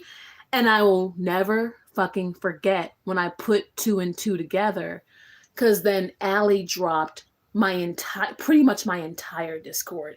She dropped shit about Alex. She dropped shit about like everything. And some of the screenshots matched, like, you know how you can tell the difference between an Android screenshot and an iPhone screenshot? Because Androids, if you're looking at something Android quality on an iPhone, it's going to give you that same kind of like pixelated like stuff or whatever. Damn, bitch, yes, it was everything. She like leaked the DMs. She started leaking her conversations with. It was crazy on Twitter. It was insane. Then Meditating Cat and Allie had went over to like different communities trying to talk shit or whatever. Bitch, I'll never fucking forget. And I remember because that's when I put 2 and 2 together, that they were behind my Discord leak. Because I could tell the difference in the screenshots and shit like that. And I could tell when the connotations. And the crazy part is, bitch, they had made sock accounts to stay in my Discord, and I didn't realize it. I had to like shut down the entire Discord because it kept like getting bad. Even after I had, you know how you can privatize a Discord to where nobody can get in, right? Bitch, I had kicked both Meditating Cat and Chronically Alley, by screen name at the time, out of my Discord. They were still leaking my Discord after I kicked them out for like months. They were still leaking everything. And even Alex is like, I don't know how this is happening, da-da-da. I know people have their thoughts about Alex. Please always remember that I only like left that friendship and had to leave it where it was at only because of the choices to still do the drama stuff, crazy, whatever. That is her life choice. That is how she chooses to go. That is fine. That's her frequency. I clearly can't hang. Like, you know what I mean? I'm too busy just chilling. I'd rather just fucking recall the drama and have memories and talks like this than actually be in it every single day, day in, day out. That's a life choice. I'm still not going to dog that girl. I know people feel like, you know, Alex was behind, you know, the going back and forth a lot, but I just personally don't believe it. And if she ever was, then maybe I'll find out and maybe I won't. This was years ago, so it's whatever, but the shit with Allie was crazier. So I still had people screenshotting my Discord even after kicking them and shit or whatever. It was insane. And then I'll never fucking forget when I finally blasted Meditating Cat and Alley. Like, you guys remember when I came back and blasted literally every fucking body? Like, once I moved back home and I felt like I was good, I blasted everybody from Meditating Cat to Alley. I finally had made that long ass video on Shane. I let everybody fucking have it. Whether I did well or whether I did not, I was pissed because everybody had a hand in that bullshit back then. And even though I was piping up and fighting, I had kept a lot inside because there was a lot that you all weren't seeing from the behind the scenes, because just because I was defending myself, y'all still weren't seeing like the Discord, the Twitter, y'all weren't seeing the day in, day out, even the fucking crazy threatening emails I would get. Like, it was crazy, right? So when I came back and I moved home, I fucking went off. I'm like, I'm gonna fucking let every motherfucker have it. I don't give a fuck if they're an audience member or not or whatever. And I remember the minute I blasted them, now this is what went crazy. I'll never forget when I blasted Allie and I was like, you've been fraud, da-da-da-da. I kept telling you that I wouldn't be comfortable with accepting your money. I even offered to give you money back several times. You're trying to make it seem like I'm some grifter and scammer when I've constantly offered you money back, da-da-da. She even lied about the amounts that she would give me or whatever, because sometimes she would just like cash at me $20, but then she'd PayPal me like a couple $100. And one time she literally mailed me cash to my address in Mass. I kid you not. And I didn't even know she had my address. I did not know she had my address. She looked up my case against that dude out there that threatened my life or whatever and got my address that way. I've never given anybody, I mean, I love you all to death and I love the Free Spirits, but I have never given anybody my address. My phone number, maybe not, whatever, but I've always been a person to have like 2-3 numbers or whatever. Whoa, that's creepy. I never gave her my address. She looked up my case. And I'll never forget, because I called Alex.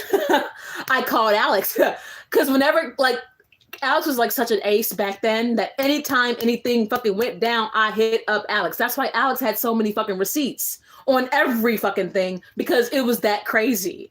Like, you know what I mean? So like, I'll never forget when I got that cash envelope, like literally an envelope with cash to my address in my mail. This is where it's gonna get crazy. This is where it's gonna get insane. I had never fucking that entire Alley situation was insane. Oh, Rika, bitch, I'm getting ready to get to the juicy part. Because I'm mentioning the cash for a reason. Because she would give me cash in different places and try to act like she sent one thing, but really it was a different thing or whatever. The address thing or whatever, I never let go of that envelope because y'all know I'm a, you know what I'm saying, queen of receipts, but you all also kind of know the type of shit I used to get into when I would blast people. I know that, you know, the whole thing is wrong or whatever, you know, malicious doxing or whatever, and I don't get down like that no more if I can help it. No, I'm playing. I really don't get down like that anymore. But something told me to hold on to that envelope and hold on to that girl's address. When I blasted Allie, mind you, I never blasted her address at the time or whatever. I never blasted her at the time or whatever. I never blasted her address. But when I blasted her, because like, y'all know how I got down when I finally clapped back. Because essentially, I mean, you know, I doxed everybody. Okay. Like I did. Okay, whatever. Hate me or love me for it. I've, been held accountable for it or whatever, but I went in. And when I started looking into Allie, that's when shit just got weird. Cause I was about to like have her be next in the line of fire. All these people are so grimy, LOL. Bitch, and I'm like, y'all played with the wrong bitch in Mass. Like, I'm like, y'all played with the wrong one. Y'all really thought that because I was in a state by myself that I was just gonna like let y'all dogpile me. Like, okay, bet. Once I'm back to Chicago, it's on. Like, that was my whole mindset, right? Okay. When I blasted Allie, because I was getting ready to look into her and I was gonna, you know what I'm saying? Because she was next. You know what I'm saying?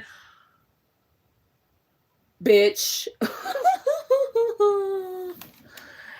Allie legally went by multiple identities. They thought I cared. Right? They can't blame you for your reactions when they caused it to begin with. I can hold myself accountable now. Like I probably should have just done like what I do nowadays, which is just like leave people alone, just like literally not care. But I was getting it from all ends, like literally, like Mass was insane. I have never gone through anything like that in life. And even like, this is why I say like, shit ain't shit compared to Mass. You know what I mean? That's why I say like Mass was a different animal for real. That was a beast. And I was alone. Like, not like just living alone. I was physically alone in a whole state, thousands of miles away from home. Like, I wouldn't wish what I went through out there on my worst enemy. And I got tired. Like, I used to fucking get on this platform and eat shit day in, day out. Mind you, some of the biggest creators in girl world were covering me, getting 60K plus views. I mean, didn't even matter which stream. Bitch, it got so bad that even just a stream of me doing my makeup and lashes, people were fucking getting hella views, slamming my audience. People were doxing you guys. Okay. I don't know how many fucking times Alex got doxed being my friend, just for being my friend. Alex fucking got doxed like I think 4 or 5 times in like a couple years. Just for rocking with me. And like, I'll never forget when the campaign got so fucking crazy that I had to tell you guys. That's when I started telling you guys like, hey, you don't have to participate, whatever. Like, just do whatever you can because I love you guys. Y'all were getting doxed just for participating. Because I would go on Twitter and I would see screenshots. Oh, that's why you work at this school. I'm like, what? I'm like, keep this shit, you know what I'm saying, off. So I was like, all right, bet. When I move back to Chi, where I know I'm safe, I know I'm cool, and I know a whole lot of people, and I would dare a bitch to ever, like, do it with me ever again, I'm going to let y'all have it on this platform.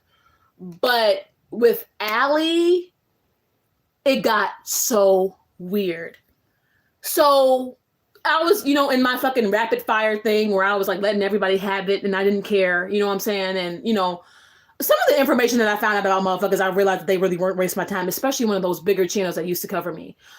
Because even before their bullshit came out like that, them bigger channels that used to cover me, they have so many fucking skeletons in their goddamn closet, like the fucking the fucking bankruptcies and like the fucking numerous like identities. There's a few people who went by numerous legal names and shit. That shit was crazy. I'm like, there was a point in time when I was piping up and piping back where I asked myself, I'm like, is this worth it? Because these people are living worse lives than me. You know what I mean? Like they were living like I've never been bankrupt in my life. Like, you know what I mean? Especially like not legally, not on paper. Like, I'll probably never know what that's like. Like, you know what I mean? It's like, you kind of got to realize, you know what I mean? I'm playing in the mud. Like, you know what I mean? And Edna, no, I'm serious. Cause like, and then like, bitch, and you remember when I was fucking blasting people's arrest records? I've never been to jail in my life. I've never been to jail in my life. Exactly. It's like these people, bankruptcies, debts, courts after them, fucking, all kinds of like domestic, like one motherfucker, like on their rap sheet for fucking stealing and shit. Like I remember when, back in high school, where like, man, and this mall fucking don't exist anymore, but we had went all up to the mall and we all dared each other to like, shoplift, run in and run out. Like somebody go into the store and grab something and whatever, just stupid shit. And we all got caught. Okay. And they called all of our fucking parents and they called my grandma to come get us up. And they did mark it on our record or whatever, but we didn't get held overnight or whatever. Or anything like that or whatever. Like I've never been like actually like incarcerated. Like I've never been like doing time. I don't have no mugshot. I have no fucking rap sheet. I have never, not even on my worst days, lived that kind of a life. Like, you know what I mean? And the people, when I was like, blasting people in their shit, it started not being fun anymore. Especially when it came to Allie. Let me read what you guys are saying. Chow, when Alex filled me in on the mess with her, I was shook. She was always in chats and Discord. It's creepy as fuck. Yeah, I know, girl. I know. They can't blame you for the reactions. The mass shit was wild. It felt fictional. That's why I understand your crash out. Very valid too. You were surrounded by energy vampires. That's why I had to take a break. LOL. I was like, what the fuck? These people really think we are on the same level. It's, you know what's sad? Because when they're coming after you, it will piss you off and it's going to get you upset, especially when it seems like it's coming from out of nowhere. It's going to make you upset. But when you start looking into these motherfuckers, I'm talking about looking into them, you wasting your time. Like, I'll never forget when one of the bigger channels, because remember, the bitch didn't used to show her face often. And this is the bitch with the rap sheet and the bankruptcies and all that shit. I will never fucking forget when she first showed her face. She looks terrible. It's literally like a fucking old sunken in like fucking like grandma or whatever that I wouldn't even fucking bother at the grocery store. And that's when I started waking up, like dead ass. Like I started like realizing I'm like, these people might not be worth my time, but nothing was as crazy as with Allie. So when I looked into Allie, let me tell you guys, because this is gonna get psychotic. Literally psychotic to where I was disturbed and I never came to you guys about it. Even though I was like fucking, doxing and going off on everybody. I never fucking blasted that because I'm like, this is crazy. Allie was faking her conditions, lying about being chronically ill. The real Allie, she had a disability, but it wasn't like her disability was just like she gets like the back flare-ups and every now and then she has to wear a fucking lower back brace. That's it. The real Allie, because when I Googled her address, the real Allie, she claimed to be married and have kids. So when she talked about being married, having kids, and the address she sent that shit to me was not her real address actually. It was her sister's address. Allie would she would operate under numerous identities, even legally, okay? And it still said Allie's name, and that's the weird part, because remember, I know shit, and remember even before mass, I used to literally work for a brokerage. I know how to look into this type of stuff. I know how to access certain shit. The real Allie was a compulsive liar. She was. And she would use multiple identities. When you looked at that address, it came up her sister's name. I still found her, but I found Allie's entire family, okay? Allie was disabled with just a back brace. That's it. She was still living off of her dad, and she would try to use her sister's identity for benefits because of the kids that the sister had. But then also, Allie also very much envied her sister's life and would, try to emulate it or whatever, literally. Because Alex helped me put this together. Because Alex started noticing the indiscrepancies, and I'll never forget when I gave Alex the tea. I looked up on that address, and she said Callie. She's trying to literally impersonate her sister. Like, do you not see? And I'm like, what the fuck? And when I looked into it, and then when you look up Allie's name, she goes by literally, I think legally 3 or 4 different aliases. She lived with the elderly dad, okay? And she would just try to sit off all her dad or whatever and get these benefits and shit like that and spread stories or whatever. She also had different identities in different communities. When I fucking blasted her and I was like, you're next, meditating Cat and Allie, because they were like a gruesome twosome. They were like a pair, right? She faked the biggest. She claimed that the stress with me was giving her like dehydration and heart palpitations, and she was hospitalized with all these fluids or whatever. So when she would send the pictures of, allegedly being like in the hospital or whatever, bitch, why was it? I can't remember. It was definitely not the sister, but it was either an aunt or a close family member. It was never Allie. It was the family, because I think it was the aunt, because when you look into her aunt, the aunt had all of those problems or whatever. And Allie was also very large, very obese. She claimed to be a petite woman. She about as big as Shanny, and I'm not even lying. I'm not even being shady. When I really looked into Allie, and it's crazy how she actually felt bold enough to mail me that shit with her sister's address.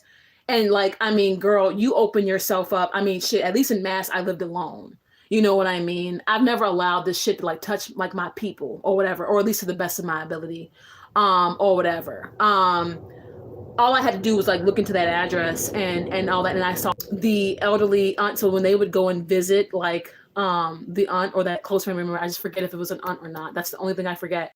Allie would take pictures during those visits, and that's how Allie was getting all those pictures of the chronically ill stuff, exploiting a different family member, claiming it was her.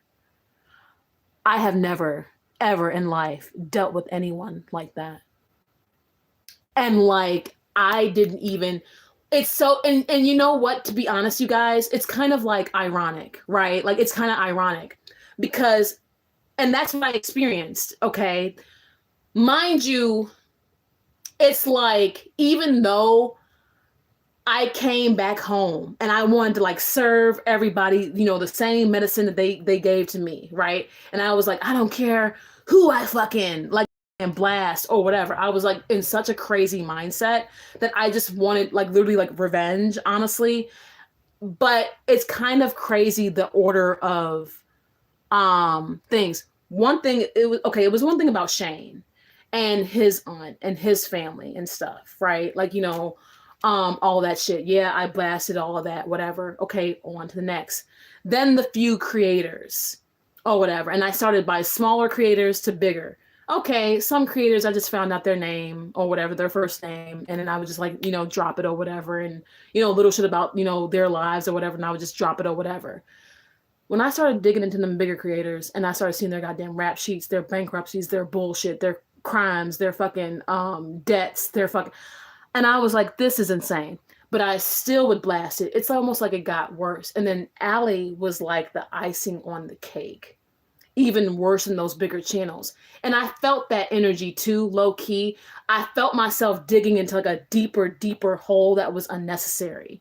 But it's like I didn't, stop it because I was still so upset. And I'm like, I want people to know what the fuck these people did.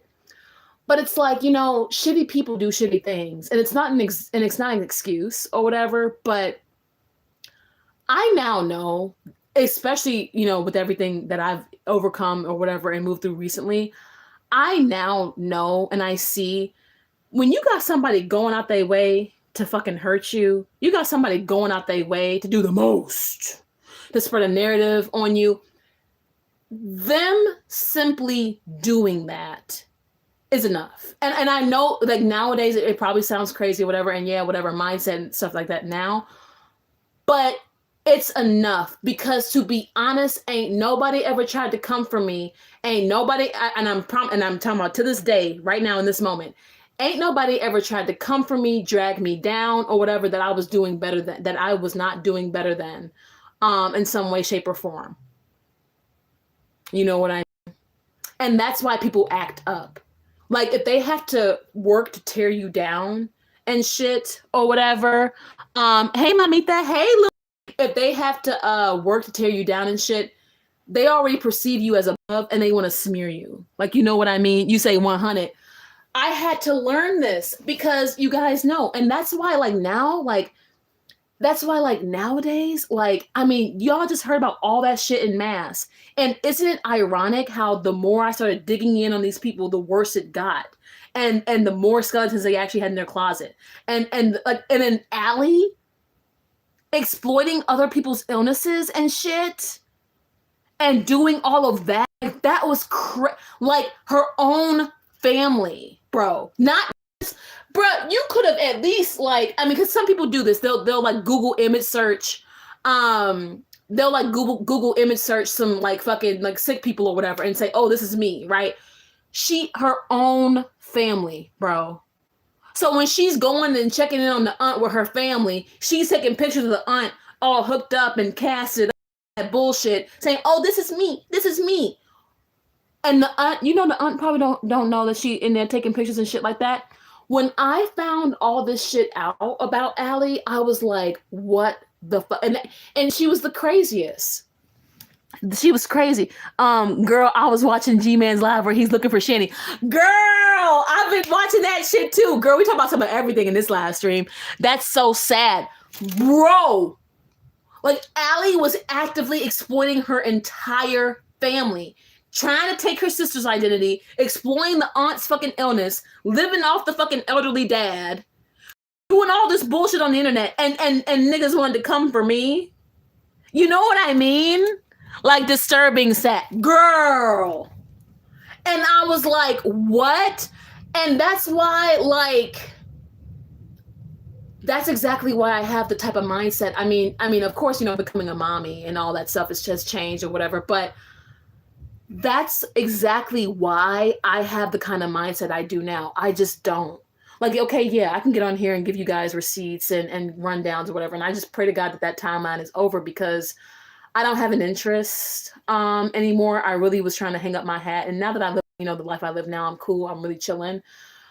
But like with my ex, when he tries to get reactions out of me and he tries to make it very obvious, the bullshit that he's on, what he's doing, you could never come close to what I used to deal with. And I don't know what's ever going to make him realize that, that he will never be able to, even with the little bullshit or whatever, you're never going to be able to cause a campaign, Massachusetts style, on me, ever. 1, I already lived through it. 2, I'm a different person. And 3, I have a lot more support than what a lot of people, I guess seem to realize. And it's like, that's why I really don't care. Like, genuinely don't care. Like, I'll laugh at his little antics and stuff like that. And then, of course, y'all remember the community tab post that I had put up. You know what I mean? To let y'all know, this is really why I don't care. Okay, I know who I left and what I left, and I don't give a fuck what all this bullshit is. And even with court, I don't give a fuck. You know what I mean? I've been pretty consistent on that. My biggest thing for the millionth time was when I came on here last summer, like early July, and I told you all what had happened.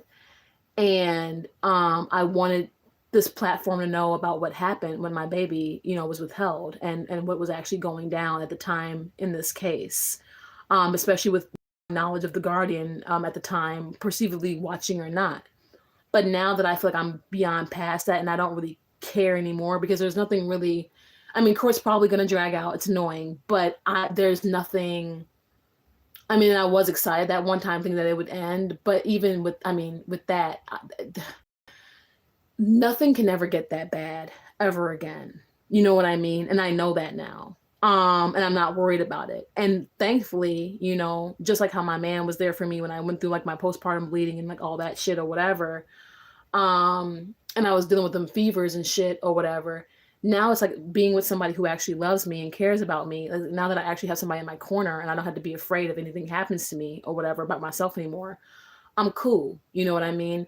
And just like how I've been able to speak up ever since my aunt stepped in on the case or whatever, like I've been cool. That's what I'm saying. Like this shit is never going to stress me the way I actually used to be stressed back in Mass. The motherfucker has tried his best. The motherfucker has given his all to do it or whatever, but he will never come close.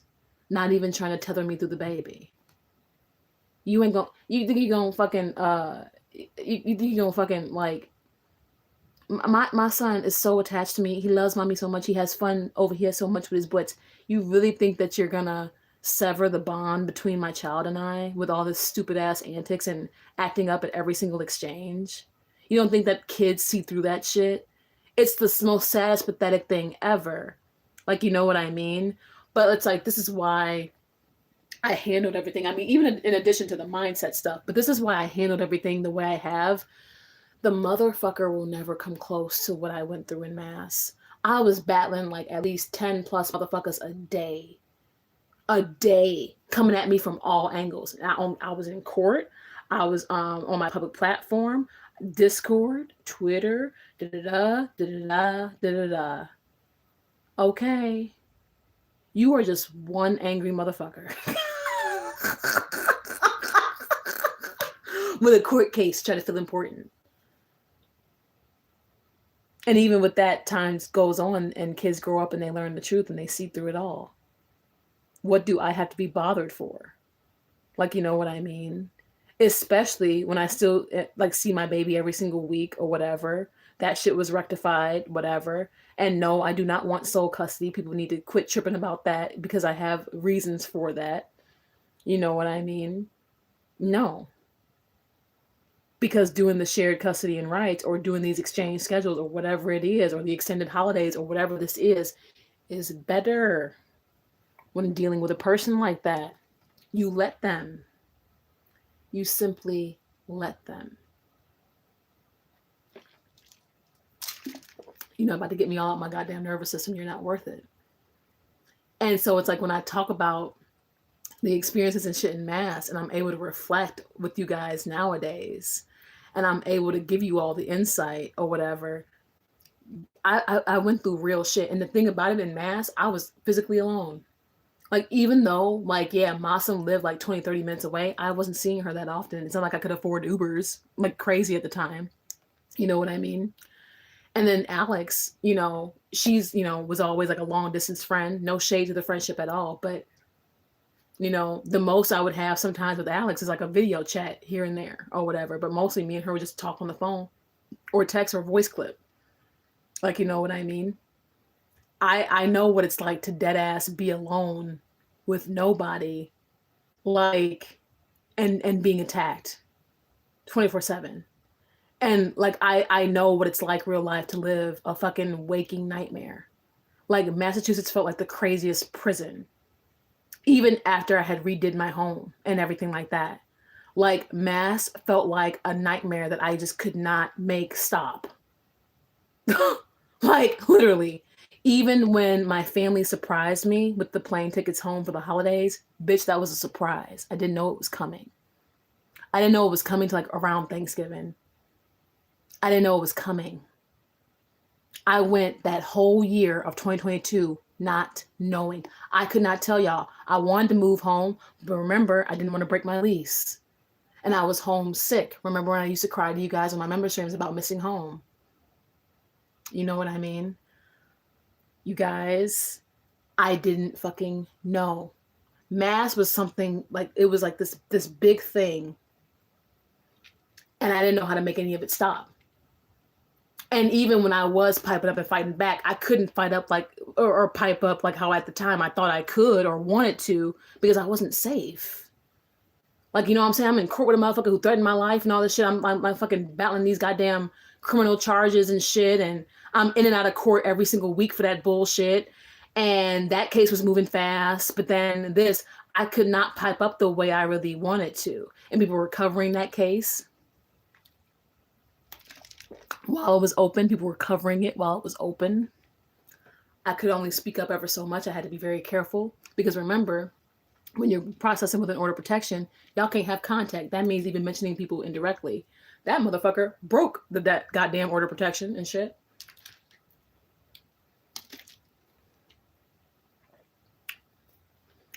And I still couldn't pipe up.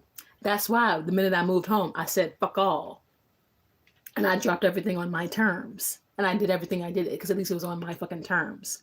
I got like a caged animal in my literal own reality. In mass, that's how it felt. Battling everybody, everything. And mind you, the people who I loved and cared most about were the furthest from me. And I couldn't even really be honest with you guys. Like, I couldn't be vulnerable with you guys like that. Or even vent to you guys too much. My Discord's being leaked. I got fucking crazy ass Allie. I got all this fucking bullshit. And then my member streams being leaked. I had to delete them. But by the time I would even delete some of them. Some bitch got it on an archive channel somewhere. I couldn't even be honest with y'all. Mind you, y'all know I'm an open fucking book. I don't care. I'm having a fucking good day, in between day, whatever. And that's when I learned that you bitches would never fucking see me crumble. And so it's crazy to me when people try to like pick apart the way I've handled the situation with my ex and everything and my attitude with court. It's like, who wouldn't? Because one thing, see, even though, yes, and my baby was withheld and I went through my bleeding and all that, that was a dark time period. However, that wasn't something that I was trying to make end or run away from. I knew that there was going to come a day. Not exactly when or the time, but I knew there was going to be a day where I was going to reunite with my baby again. I knew it. I didn't care how, didn't care when, didn't care. I'm like, some way, somehow, I'm going to get it across what happened, and I don't give a fuck. I don't give a fuck how this moves, whatever. I'm going to reunite with my child again. I don't give a fuck. And of course, you know, with my aunt joining the case and all that stuff like that was great or whatever, right? But I knew court has never felt like some fucking never-ending nightmare for me ever, because it's eventually got to end. It has to end. All court cases and all that shit come to an end. Whatever the resolve is. It's not like in Massachusetts where everything was ongoing, even the goddamn case out there. And then when I moved, I'll never forget when they asked me if I wanted to transfer jurisdiction. And I'm like, I don't really want to. Because if something happened to me out here, it's better my people find out about it than whatever. Like, you know what I mean? I'm not going to transfer criminal charges from one state on a person to another state. That's a lot of work on me. Why am I going to do that?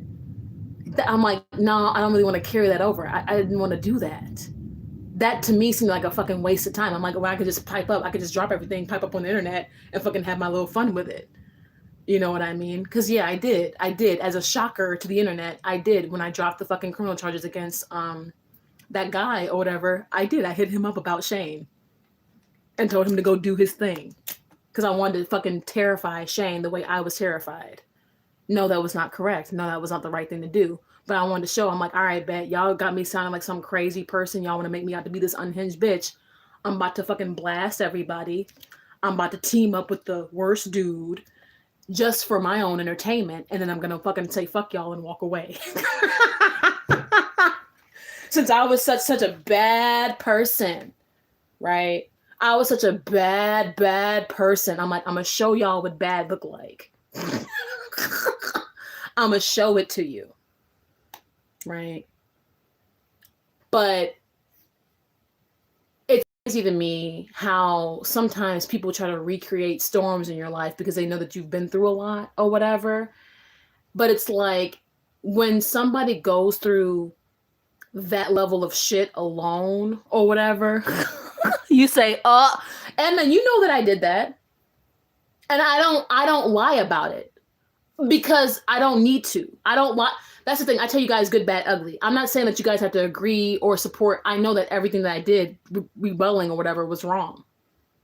And it was wrong by choice. By choice. But I got tired of being labeled as crazy, bad, whatever, when y'all hadn't seen shit yet. I got tired of that. I'm like, okay, I'm this bad, horrible person. All right, let me show y'all what that's like. Because I was like, no. Because at the end of the day, what Shane did was wrong. Clearing out my apartment and shit. And for everybody just like the campaign was so fucking one-sided that I couldn't even speak. You know what I mean? And then when it got to the lash out point, I was just beyond done. I was just through. Like, you know what I mean? What are you guys saying? I gotta go to an appointment. Okay, baby. I understand why you block on site now. I'd be doing the same thing after something like that. Well, now we just have to deal with like the fucking like little sexual bot trolls. Yep. You've told us that. And that's what I love about you. You can actually self-reflect and own your shit. I'm not judging, just a little surprised. I really think of you as my little Chi-Town internet cousin. Edna, you know this though, or did you not? I've told this story repeatedly or whatever, and I've held myself accountable for it, especially when I came back on here and I apologized to you guys. I've already held myself accountable for it or whatever.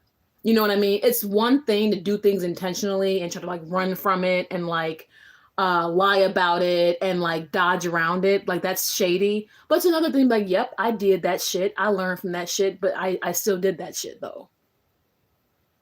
And no, it was not right or whatever in the moment or at the time, but I've learned from it. Have I ever done anything like that again? Because even still to this day, I still don't associate with that motherfucker. You know what I mean?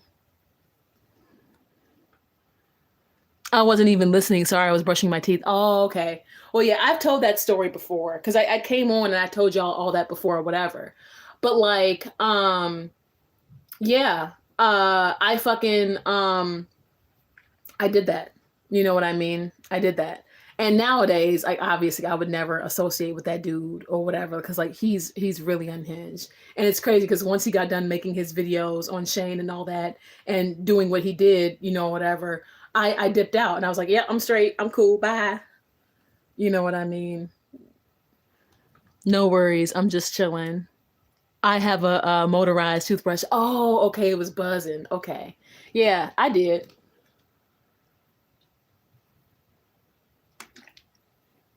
But these are all things I've held myself accountable for before. And that's why I'm like, you know, it's different when a person goes through something that actually makes them break compared to going through something that actually makes a person choose everything but not to break. Like, you know what I mean? And I think that that's shit that even like my ex like doesn't understand. Like, it doesn't matter what he says, what he does, whatever. It doesn't matter. Because I've already been through the worst.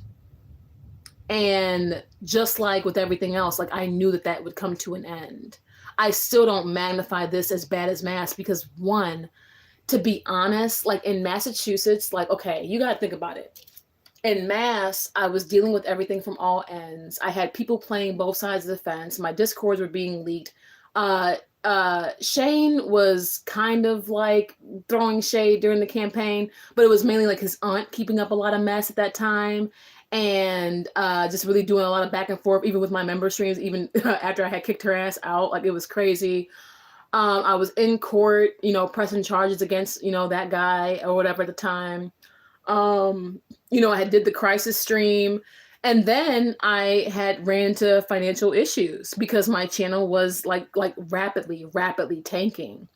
And that had gotten me in trouble in numerous areas in Mass to where I was like trying to play, you know, the keep afloat game, how to keep myself afloat, even with the OnlyFans that I ended up quitting. Like, you know what I mean? Because I ended up just being overly everything was misery. Like, you know what I mean? Like everything out there was like pure misery. I never got a moment's peace. Every time I turned around, it was something. And it was some bullshit, whether it was like another stream or whether it was like some more shit about my Discord or some more shit at the time out there with court or whatever when I pressed those charges. Every time I turned around and looked, it was some bullshittery, right? It was crazy. And I had to try to keep myself afloat. And it was awful. And like I say, look, the biggest thing that I hang my head on is the fact that I didn't get hit with an eviction. Like, you know what I mean? Like, I'm just grateful that I didn't get hit with an eviction because I was coming dangerously close to it. And I was like, all right, I need to work this out or whatever. Cause I really didn't want to break that lease. I didn't want to break the lease and I never wanted to get evicted. And luckily they were able to just, you know, have me pay that last month's rent or whatever on a payment plan as I moved back. And that worked out. It saved me, saved my credit, saved everything. And that was beautiful. So that was great. But compare that to now. Compare that reality to now.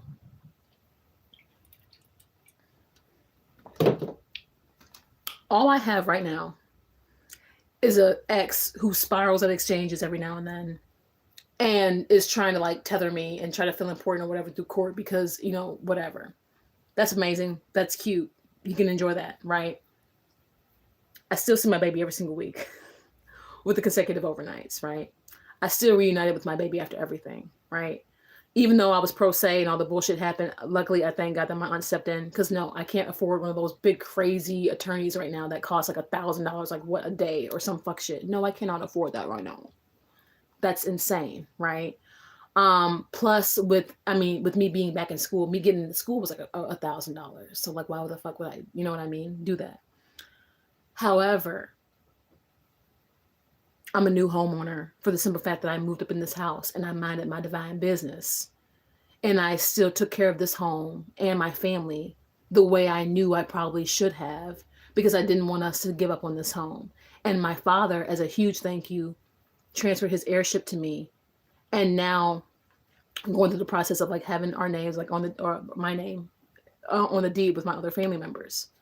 Beautiful. Okay. And y'all see, I got this whole bitch to myself now. I am a homeowner now, which is a different kind of status, regardless of how you spin it. And if anybody wants to ever bitch or complain about me being given a house, what did your dad give you? Trauma? I genuinely can't relate. You know what I mean? And I'm not saying that from a boastful place. I'm just being honest. I was able to get myself back into real estate school, which is huge. Well, like back into school, but for real estate or whatever, to pursue my license, because, you know, I have always wanted to do that. That's fucking huge, right? I'm excited about that. Not to mention my love, like my man. We're engaged to be married. I'm planning my first wedding ever right now. Like, dude, the frequency is different. And it's a different kind of vibe where you have a lot of positive, beautiful things going for you and you just have one negative motherfucker, versus an entirely negative reality where everything is going to shit at once, no matter where you look and turn. And that's where frequency comes in. But I don't sweat shit now, because why would I do that when I live such a good life right now? Like, one man was trying to weaponize and like hold things over my head and spread all these narratives and weaponize like my literal family home against me, because my family, we needed help with the house and we didn't know what we were going to do. And my grandma had just passed and he wanted to exploit that shit. You know what I mean? For court and all that stuff or whatever. And then when I went through the bleeding, of course I didn't tell him about all that bullshit, because I can't be vulnerable with that motherfucker for nothing. And at the end of the day, like, if something were to happen to me during that time period, who was really going to be there for me? You know, even more so than my family. And that's where my man stepped in and showed me who he's been, even though it took me a while to realize who he is, you know what I mean? All this time. But everything that was weaponized against me and held over my fucking head, I've just been coasting through, because this shit that my ex did is wrong as fuck. And I'm sorry, I'm going to stand on that 10 toes down. And that's why I don't trip, because I do understand too that there are certain things in life that you just don't fucking do. Like, you know what I mean? And if you just leave it alone and let it sit, I mean, you can vent whatever, but if you leave it alone and let it sit, it'll eventually figure itself out. I don't have to stress myself out or be stressed or whatever at all, especially not this year or whatever at all, because I'm just not in that energy anymore. But it's a different thing to be consumed by like a completely like negative reality, to where everything's hitting you at once and it feels like the walls are closing in type shit, like how a lot of people feel when they feel like their life is falling apart type shit. Versus if I have 90%, 95% chill, and I just have like one negative motherfucker that I only had to deal with at exchanges or whatever for like 5 minutes, I still don't count that as a bad life. Especially not when I'm still bonded with my son and I see him every single week and I still get them extended, you know what I'm saying, holidays and vacations with him. We'll see what happens for Easter. Apparently we're good to go. Shouldn't be a problem. But if something happens, I'll let you guys know. Or not. I don't know. Depends on how busy I get. But it's not anything that I need to be stressed over. Just like how I told you all the other day, I don't know if I'm going to give you guys court updates for a while, especially with the status shit. The status shit is like tedious. Nothing happens at status dates other than motions being proposed and possibly pushed through. But mainly at status dates, it's just like think of a status date as pretty much everybody checking in on the case. Like, is everybody still alive and ready for more bullshit? Pretty much. That's all that really fucking happens. There's no real decision makings or rulings that happen at those. And this case has had a lot of status dates. and a lot of motions proposed and taking months to move through. This case has had a lot of that drawn out type shit. And I'm just like, all right, bet. Or whatever. So I may just chill because I want to come on here with something concrete to tell you guys. I'm excited for Easter. I'm excited for the holidays. I'm really, really, really excited for the summer.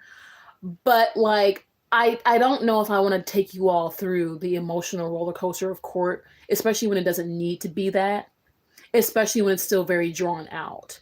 You know what I mean? Because I know that you guys are wanting everything to work out for me, and you guys want actual concrete good news instead of just like little updates that could really go either way. But it's not really anything to take personally or whatever. So I think I might go about it like that, and just give you like the concrete shit. But like the fucking the February date or whatever. And they all got into it. That's why I'm like, was I supposed to have some crazy, like fucked up, like sad, like oh my god reaction when all of them literally just got into it and didn't agree, and then now it's just moved to a status date at the end of this month? I don't know. Where was I supposed to like have my give a fucks? Like that low key has nothing to do with me, especially if nothing on my end changed badly. Like I don't know what that whole ordeal was when my ex like snapped out like that. I was like, um I don't like I don't know.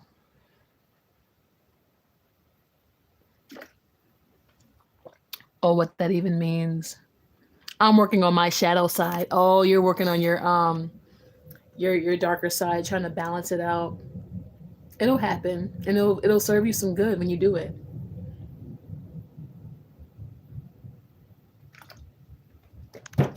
I didn't really have to sit and face my shadow and process all the bullshit, because remember, I didn't even really process Massachusetts well until I was like in the hotel with my baby.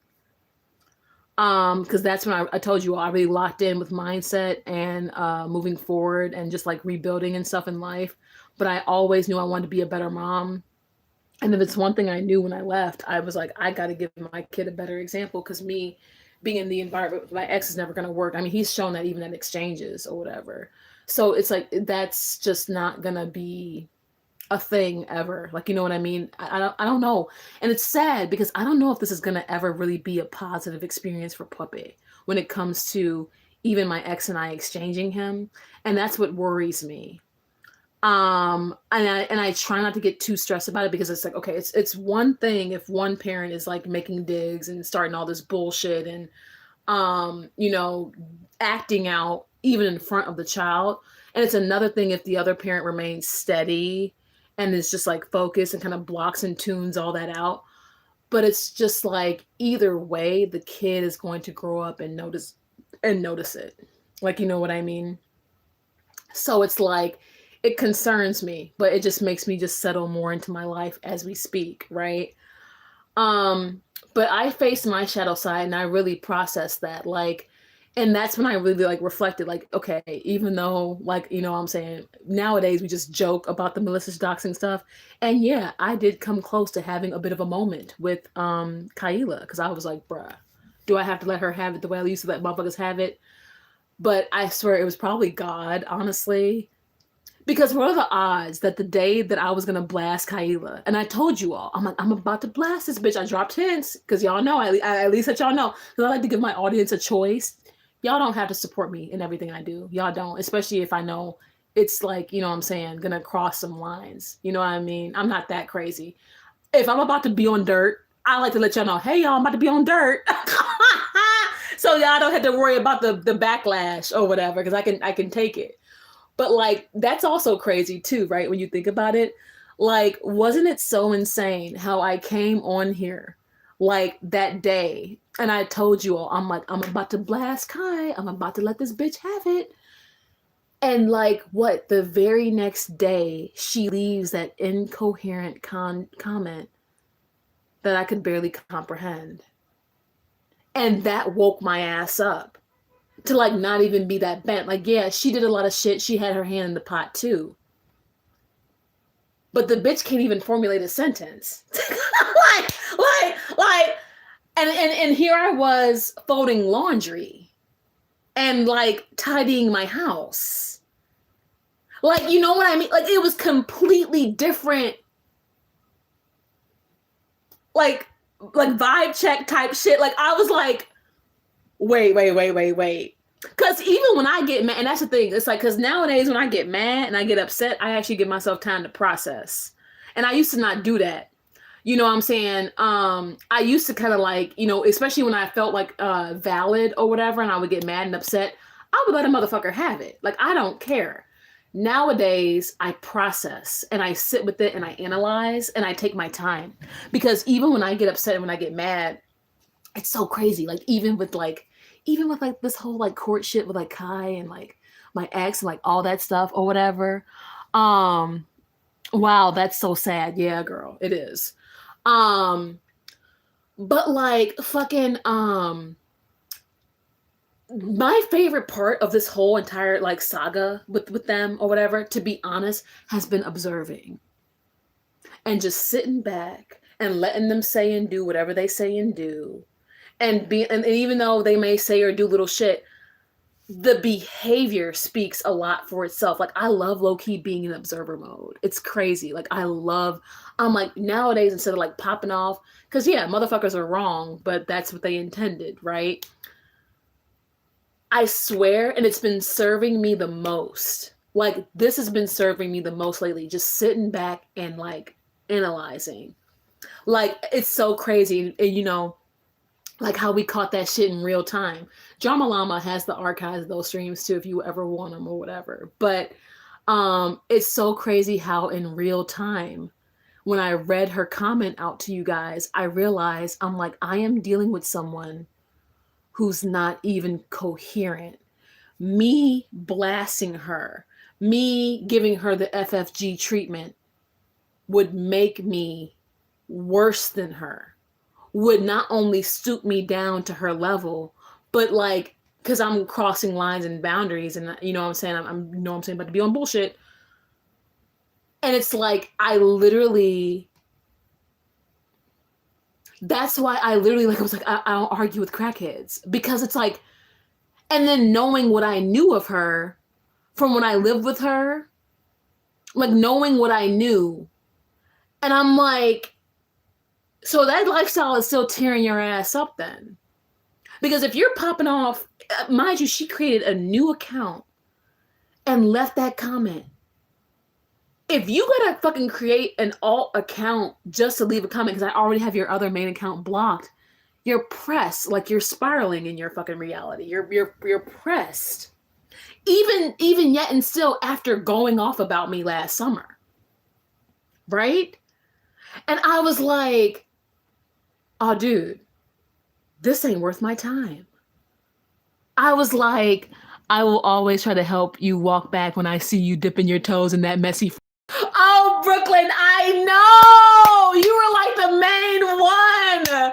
And low key, it's because of like my supporters like you and a lot of like a lot of other you guys too. Because it's y'all who fuck with me heavy. And y'all want me to keep the integrity of my channel and my growth in my community. Like, you know what I mean?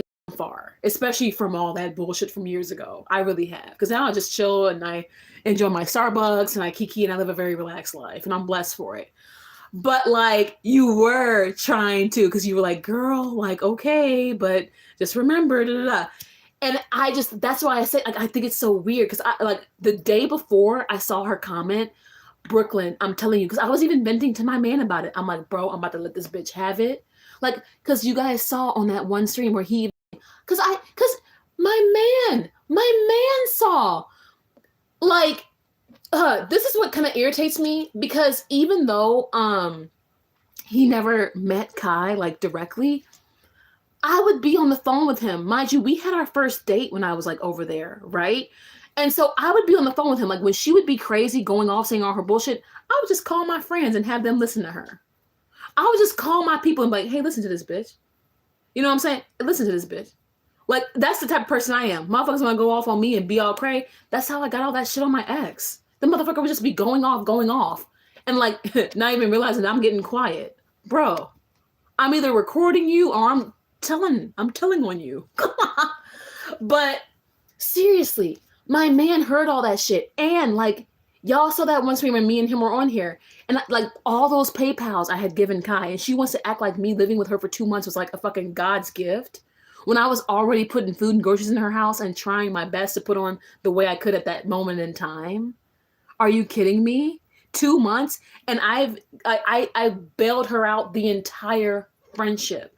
Our entire friendship was unevenly yoked. Like, you know what I mean? And yeah, like that's just kind of what happens. Like, okay, when your friend falls, you're there, and it's a vice versa thing. But to be honest, not with the way she was piping up. I'm gonna be so real. Like, no, bitch, please don't do it. Please don't make it seem like I was just some bum bitch who mooched off you, who never gave you anything. Please don't do that. Because it was never that. You know what I mean? And I was going to show you guys like all those PayPals. I was going to show you all like every fucking thing. Because if I y'all would get it, right? And then the very next day, she exposed herself by her own incoherence without me having to do anything. And like, bitch, that was it. Because I was like, oh God, this is going to be like arguing with a crackhead. It was going to be like me arguing with like Shanny and Rev.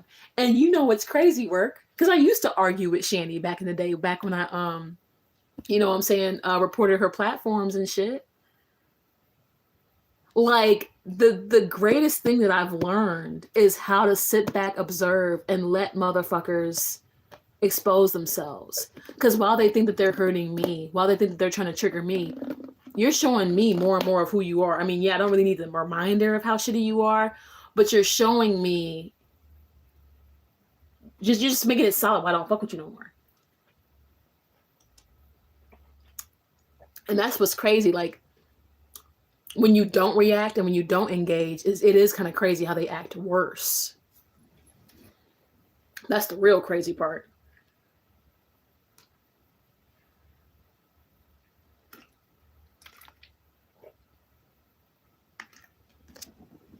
But bitch, I've learned so much, and that's why I don't handle this shit the way I did. Oh. Okay, you guys. Well, my man's about to be here. My man's about to be here. Shit, didn't I tell y'all I was gonna come back and show you guys me make him his lunch or whatever? Okay, I can do that. My man's gonna shovel my snow. Oh, I gotta check and make sure my neighbor didn't do it, because sometimes he just ups and does it. I'm gonna get off here. I'm gonna go enjoy my day. But pretty much, yeah, I've learned lessons, and I don't give a fuck about anything that goes on, because the bitch has already been through the worst. That's long story short.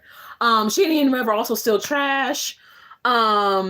And that's pretty much it. I love you guys. I appreciate you guys. I thank y'all for listening to me.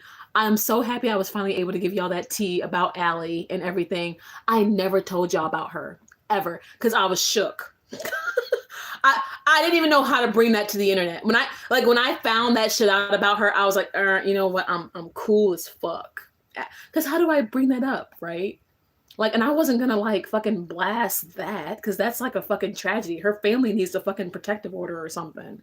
Like, that's a tragedy. That's nothing to be, you know what I mean?